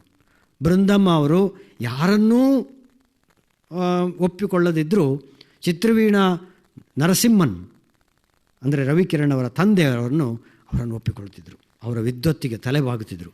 ಅವರ ಮನೆಗೆ ಹೋಗ್ತಿದ್ದರು. ಮನೆಗೆ ಹೋಗಿ ಚಿತ್ರವೀಣ ರವಿಕಿರಣ್ ಅವರಿಗೆ, ಕೀರಣಾವಳಿಗೆ, ಉಳಿದ ಮಕ್ಕಳಿಗೆಲ್ಲ ಪಾಠ ಹೇಳಿದ್ದಾರೆ. ಹಾಗಾಗಿ ಬೃಂದಮ್ಮನವರ ಪಾಠ ರವಿಕಿರಣ್ ಅವರಿಗೆ ನೇರವಾಗಿ ಬಂದಿದೆ. ಅವರಷ್ಟು ಒಂದು ಪರ್ಫೆಕ್ಟಾಗಿ ಇಂಬೈಬ್ ಮಾಡೋದಕ್ಕೆ ಇನ್ನೊಬ್ಬರು ಇಲ್ಲ ಅಂತ ಹೇಳುವಷ್ಟರ ಮಟ್ಟಿಗೆ ಪ್ರತಿಭಾವಂತ ನಮ್ಮ ರವಿಕಿರಣ್ ಅವರು. ರವಿಕಿರಣ್ ಅವರಿಗೆ ಈಗ ಅವರಲ್ಲಿ ಅರ್ಚನಾ ಆಗಲಿ ಅಥವಾ ಸಮನ್ವಯ ಆಗಲಿ ಈಗ ಕಲಿತಾ ಇದ್ದಾರೆ. ಅವರ ನೇರ ಪಾಠ, ಬೃಂದಮ್ಮನ ಪಾಠ ನೇರವಾಗಿ ಇವರಿಗೆ ಬರ್ತಾ ಇದೆ. ಕೆಲವೆಲ್ಲ ಮಾರ್ಪಾಟುಗಳು ಸಮಯದಿಂದ ಸಮಯಕ್ಕೆ, ಗ್ರಾಮರ್ ಪುಸ್ತಕಗಳನ್ನು ನೋಡಿದ ನಂತರ, ಹೆಚ್ಚು ಸಂಶೋಧನೆ ಮಾಡಿದ ನಂತರ ಸ್ವಲ್ಪ ಮಾರ್ಪಾಟುಗಳನ್ನು ಮಾಡಿಕೊಳ್ಳುವುದಕ್ಕೆ ರವಿಕಿರಣ್ ಅವರು ಪ್ರಯುಕ್ತರಾದುದರಿಂದ ಬೃಂದಮ್ಮನವರ ಪಾಠದಲ್ಲಿ ಬಂದಂಥ ಕೆಲವಾರು ಸಣ್ಣ ಸಣ್ಣ ಹಳೆಯ ಸಂಪ್ರದಾಯದ ಕೇವಲ ಗುರುಮುಖೇನ ಗುರುವಿನಿಂದ ಶಿಷ್ಯನಿಗೆ, ಶಿಷ್ಯನಿಂದ ಶಿಷ್ಯನಿಗೆ ಹೀಗೆ ಬಂದದ್ದನ್ನು ಸಣ್ಣ ಮಟ್ಟಿನ ಕೆಲವು ಪಲ್ಲಟಗಳನ್ನು ಮಾಡಿ, ಒಂದು ಸಣ್ಣ ತಿದ್ದುಪಡಿ ಅಂತ ಹೇಳೋದು ಸರಿಯಾಗೋದಿಲ್ಲ, ಪರಿಷ್ಕರಣೆಗಳನ್ನು ಮಾಡಿ ಅದನ್ನು ಅರ್ಚನಾ ಸಮನ್ವಯವರಿಗೆ ಕೊಟ್ಟದ್ದನ್ನು ನಾನು ನೇರವಾಗಿ ಅನುಭವಿಸ್ತಾ ಇದ್ದೇನೆ. ನಾನು ನೇರವಾಗಿ ಕೇಳ್ತಾ ಇದ್ದೇನೆ. ನಮಗೆ ಅಂಥ ಪಾಠ ನಮಗೆ ದೊರಕಲಿಲ್ಲ. ಅಷ್ಟೂ ಒಂದು ಕರಾರುವಾಕ್ಕಾದಂಥ ಪಾಠ ರವಿಕಿರಣ್ ಅವರ ಮೂಲಕ ಈಗ ನಮಗೆ ಅರ್ಚನಾ ಮತ್ತು ಸಮನ್ವಯವರ ಮೂಲಕ ಇಲ್ಲಿ ಉಡುಪಿಗೆ ಬಂದಿದೆ. ಇನ್ನು ಮುಂದಕ್ಕೆ ಇವರಿಗೆ ಬರುವಂಥ ಶಿಷ್ಯ ಸಂಕುಲಕ್ಕೆ ಹಾಗಾದರೆ ವೀಣೈ, ದನಮ್ಮಾಳ್ ಮತ್ತು ಕಾಂಚೀಪುರಂ ನೈನಾ ಪಿಳ್ಳೆ ಅಂತ ನಾವು ಏನು ಹೇಳಿದ್ದೇವೆ, ಆ ಪಾಠ ನಮ್ಮ ಉಡುಪಿಗೋ ಮಂಗಳೂರಿಗೋ ಅಥವಾ ಇವರು ಎಲ್ಲಿರ್ತಾರೋ ಆ ಊರಿಗೆ ಅದು ಲಭಿಸಲಿಕ್ಕೆ ಒಂದು ಅವಕಾಶ ಇದೆ. ಕರ್ನಾಟಕ ಸಂಗೀತ ನಡೆದು ಬಂದ ದಾರಿಯಲ್ಲಿ ಬೃಂದಮ್ಮ ಎಲ್ಲಿದ್ದಾರೆ, ಈಗಿನ ಮಕ್ಕಳು ಎಲ್ಲಿದ್ದಾರೆ, ಅವರ ಸಂಗೀತ ಎಷ್ಟು ಪ್ರಸ್ತುತ ಅಂತ ಹೇಳುವಂಥದ್ದನ್ನು ಮತ್ತೆ ಸ್ಪಷ್ಟವಾಗಿ ಹೇಳ್ತಾ, ನಮಗಿದು ಬೇಕೇ ಬೇಕಾಗಿದೆ, ಬೃಂದಮ್ಮ ಮತ್ತು ಮುಕ್ತಮ್ಮನ ಪಾಠ ನಮಗೆ ಬೇಕೇ ಬೇಕಾಗಿದೆ ಅಂತ ಹೇಳುವಂಥದ್ದನ್ನು ಹೇಳ್ತೀನಿ.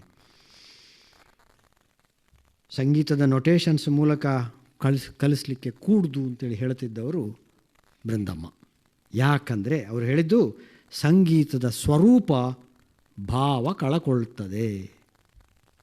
ಸಂಗೀತ ಸ್ವರೂಪ ಭಾವ ಕಳ್ಕೊಳ್ಳೋದಕ್ಕೆ ಬೆಸ್ಟ್ ಏನಂದರೆ ನೊಟೇಷನ್ ಹಾಕೋದು. ಆಗ ಕೇವಲ ಸ್ವರ ಮಾತ್ರ ಬರ್ತದೆ. ಈ ನಮ್ಮ ವಾದ್ಯದವರೆಲ್ಲರೂ ಯಾರು ಇನ್ಸ್ಟ್ರೂಮೆಂಟ್ಸಲ್ಲಿದ್ದಾರೋ ಅವರೆಲ್ಲರೂ ಕೇವಲ ಸಂಗೀತದ ನೊಟೇಷನ್ಸ್ನಲ್ಲಿ ಅವರಿಗೆ ನಗುಮೋಮೋ ಅಂತೇಳಿ ಅವರಿಗೆ ಗೊತ್ತಿಲ್ಲ, ಅವರು ನೊಟೇಷನ್ ಮಾತ್ರ ಗೊತ್ತು. ಹಾಗೆ ಚಕ್ಕನಿ ರಾಜಮಾರ್ಗವು ಅಂತೇಳಿ ಹೇಳಿದರೆ ಫಸ್ಟಿದ್ದೊಂದು ಲೈನು ಚಕ್ಕನಿ ರಾಜ, ಯಾಕಂದರೆ ರೇಡಿಯೋದಲ್ಲಿ ಅನೌನ್ಸ್ಮೆಂಟ್ ಮಾಡೋದಕ್ಕೆ ಬೇಕಲ್ಲ, ಅದೊಂದು ಗೊತ್ತಿರ್ಬೋದು. ಆಮೇಲೆ ಎಂಥದ್ದು ಕಂಟಿಕಿ ಸುಂದರಂ ಅದೆಂಥದ್ದು ಅವ್ರಿಗೆ ಗೊತ್ತಿಲ್ಲ, ಯಾಕಂದರೆ ಅದು ನೊಟೇಷನ್ನಲ್ಲಿ ಮಾತ್ರ ಅವ್ರಿಗೆ ಗೊತ್ತು. ಅದು ಚರಣಕ್ಕಾಗುವಾಗ ಕಂಟಿಕಿ ಸುಂದರಮು ಅಂತೇಳಿ ಅವರಿಗೆ ನೊಟೇಷನ್ನ ಮೂಲಕವೇ ಕಲಿತದ್ದಲ್ಲದೆ ದೊಡ್ಡ ಒಂದು ಭಾವ ಕಳ್ಕೊಳ್ಳೋದಕ್ಕೆ ಅನುಕೂಲವಾಗ್ತದೆ. ಆದ ಕಾರಣ ಬರೀ ನೊಟೇಷನ್ನ ಮೂಲಕ ಕಲಿಬೇಡಿ, ನಾನು ಕಲಿಸೋದಿಲ್ಲ ಅಂತ ಬೃಂದಮ್ಮ ಹೇಳ್ತಿದ್ರು. ಬೃಂದಮ್ಮ, MS Subbulakshmi, DK Pattammal, MLS ಸಂತಕುಮಾರಿ, ಇವರು 4 ಜನ ಮ್ಯೂಸಿಕ್ ಕ್ವಾರ್ಟೆಟ್ ಅಂತ ಕರೆದ್ರು. ಯಾರು? ಬೃಂದಮ್ಮನ ಸ್ಟೂಡೆಂಟು ಇಂದಿರಾ ಮೆನನ್, ಒಳ್ಳೆ ಪುಸ್ತಕ ಬರಹಗಾರ್ತಿ. ದ ಮೆಡ್ರಾಸ್ ಕ್ವಾರ್ಟೆಟ್ ಅಂತ ಏನು ಬರೆದಿದ್ದಾರೆ, ವಿಮೆನ್ ಇನ್ ಕರ್ನಾಟಿಕ್ ಮ್ಯೂಸಿಕ್ ಅಂತ ಏನು ಬರೆದಿದ್ದಾರೆ, ಇದೊಂದು ಒಳ್ಳೆಯ ಪುಸ್ತಕ. ಹಳೆಯ ಕಾಲಕ್ಕೆ ಎಳ್ಕೊಂಡು ಹೋಗ್ತದೆ. ಸಂಗೀತದಲ್ಲಿ 4 ದೀಪಗಳು,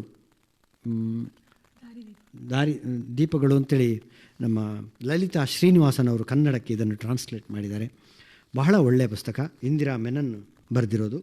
ಹಾಗೆ ಶ್ರೀರಾಮ್ ಅವರು ಕರ್ನಾಟಿಕ್ ಸಮ್ಮರ್ ಪುಸ್ತಕದಲ್ಲಿ ಮತ್ತೆ ಬೃಂದಮ್ಮನ ಬಗ್ಗೆ ಬಹಳ ಒಳ್ಳೆಯ ಮಾಹಿತಿಗಳನ್ನೆಲ್ಲ ಕೊಟ್ಟಿದ್ದಾರೆ.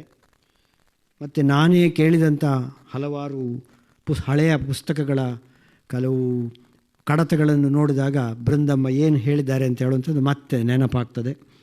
ಅವರ ಕಚೇರಿಯನ್ನು ಆಗ ನನಗೆ ಆಸ್ವಾದಿಸಲಿಕ್ಕೆ ಆಗಲಿಲ್ಲ. ಏನು ಪ್ರಯೋಜನ ಇಲ್ಲ, ಇದು ಏನಪ್ಪ ಬೋರ್ ಮಾಡ್ತಾರೆ ಅಂತೇಳಿ ಬರೆದಿದ್ದೆ ನನ್ನ ನೋಟ್ಸ್ ಪುಸ್ತಕದಲ್ಲಿ. ಆದರೆ ಇವತ್ತು ನಾನು ಚೇಂಜ್ ಆಗಿದ್ದೇನೆ ಅಂತ ಹೇಳೋದಕ್ಕೊಂದು ಎವಿಡೆನ್ಸ್ ಇದೆ, ಯಾಕಂದ್ರೆ ನನಗೆ ಈಗ ಇಷ್ಟ ಆಗ್ತದೆ. ಅದರ ಒಳಗಿನ ಹೂರ್ಣ ಅತ್ಯದ್ಭುತವಾದದ್ದು ಅಂತ ಹೇಳುವಂಥದ್ದನ್ನು ನಾವು ಗಮನಿಸಬೇಕು. ಬೃಂದಮ್ಮ 25 ವರ್ಷ central college of music, Carnatic music ಮೆಡ್ರಾಸ್ನಲ್ಲಿ ಮುಸುರಿ ಸುಬ್ರಹ್ಮಣ್ಯರವರು ಪ್ರಿನ್ಸಿಪಾಲ್ ಆಗಿದ್ದಾಗ ಕೆಲಸ ಮಾಡಿದ್ದಾರೆ. ಅದನ್ನು ಹಿಂದೆ ಹೇಳಿದ್ದೆ. 2 ವರ್ಷ ಯೂನಿವರ್ಸಿಟಿ ಆಫ್ ವಾಷಿಂಗ್ಟನ್ನಲ್ಲಿ ಪ್ರೊಫೆಸರ್ ಆಗಿ ಸಿಯಾಟಲ್ನಲ್ಲಿ ಕೆಲಸ ಮಾಡಿದ್ದಾರೆ.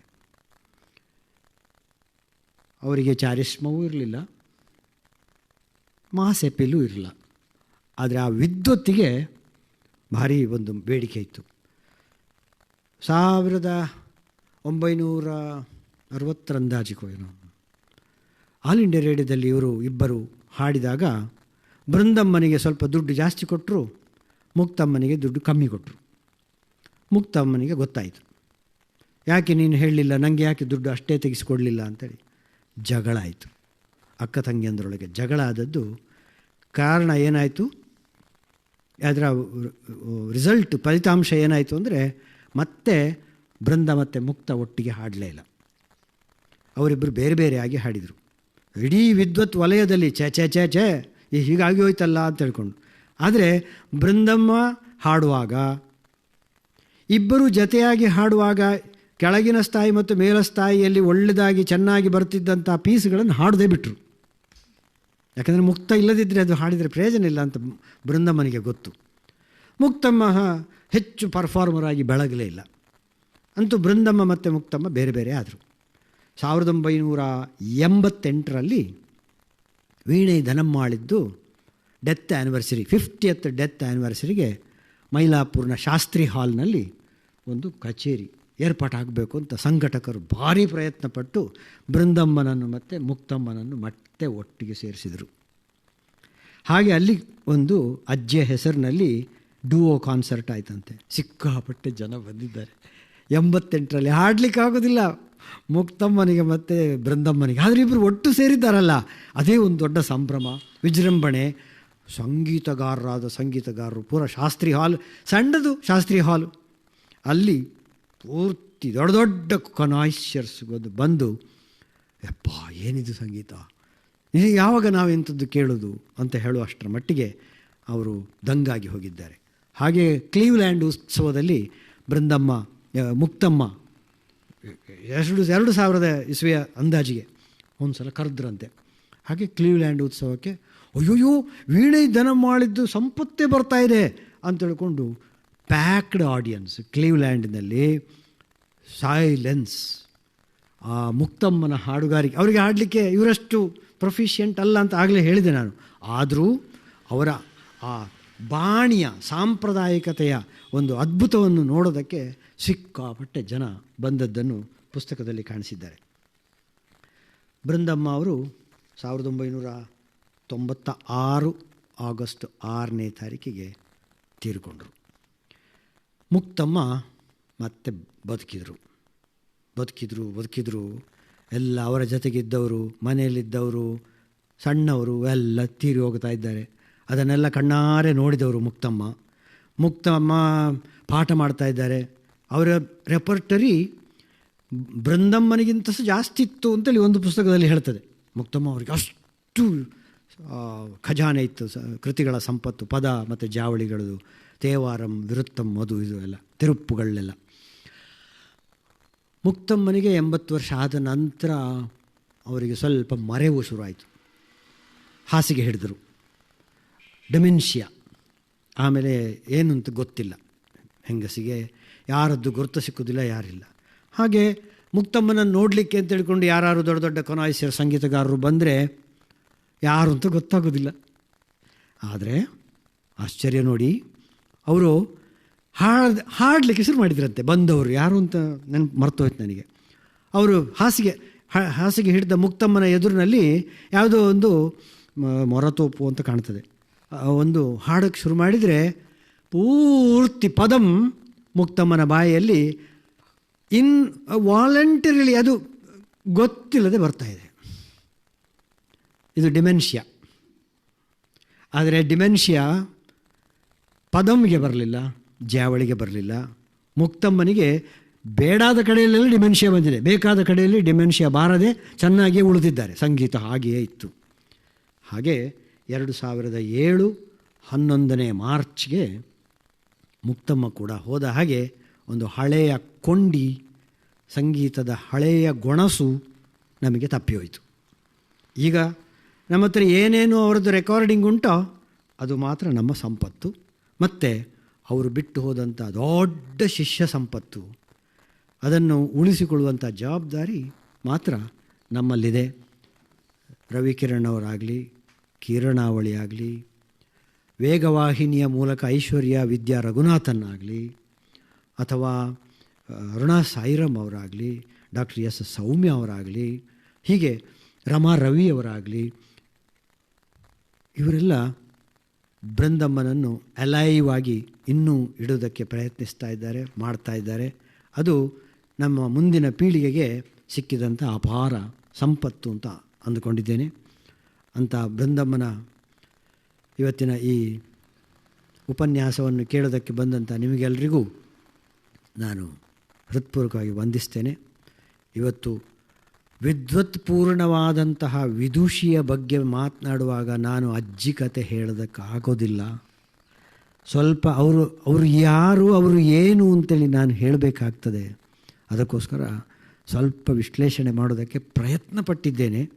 ಇದು ದೊಡ್ಡ ದೊಡ್ಡ ವಿದ್ವಾಂಸರುಗಳಿಗೆಲ್ಲ, ನಮ್ಮಂಥ ನಿಮ್ಮಂಥ ಸಾಮಾನ್ಯರಿಗೆ ಅರ್ಥ ಆಗೋದಕ್ಕೆ ಬೃಂದಮ್ಮ ಅಂತ ಒಬ್ಬರು ತುಳಸಿ ಕಟ್ಟೆಯ ಹಾಗೆ ಒಂದು ದೊಡ್ಡ ಬೃಂದಾವನಿ ಅವರೊಬ್ಬರಿದ್ದರು ಅಂತ ತಿಳ್ಕೊಳ್ಳುವ. ಅದು ಯಾವಾಗಲೂ ನಮ್ಮ ಮನೆಯ ಮುಂದೆ ಇರಬೇಕು ಆ ತುಳಸಿ ಕಟ್ಟೆ. ಅದಕ್ಕೆ ಪ್ರತಿ ದಿವಸ ಸುತ್ತು ಬರಬೇಕು. ಅವರು ಚಿರಸ್ಥಾಯಿಯಾಗಿ ನಮ್ಮಲ್ಲಿ ಉಳಿಲಿ, ಅವರ ಸಂಗೀತ ಮತ್ತೆ ಬೆಳಗಲಿ ಅಂತ ಹೇಳ್ತಾ ನನ್ನ ಮಾತು ಮುಗಿಸ್ತೇನೆ. ನಮಸ್ಕಾರ.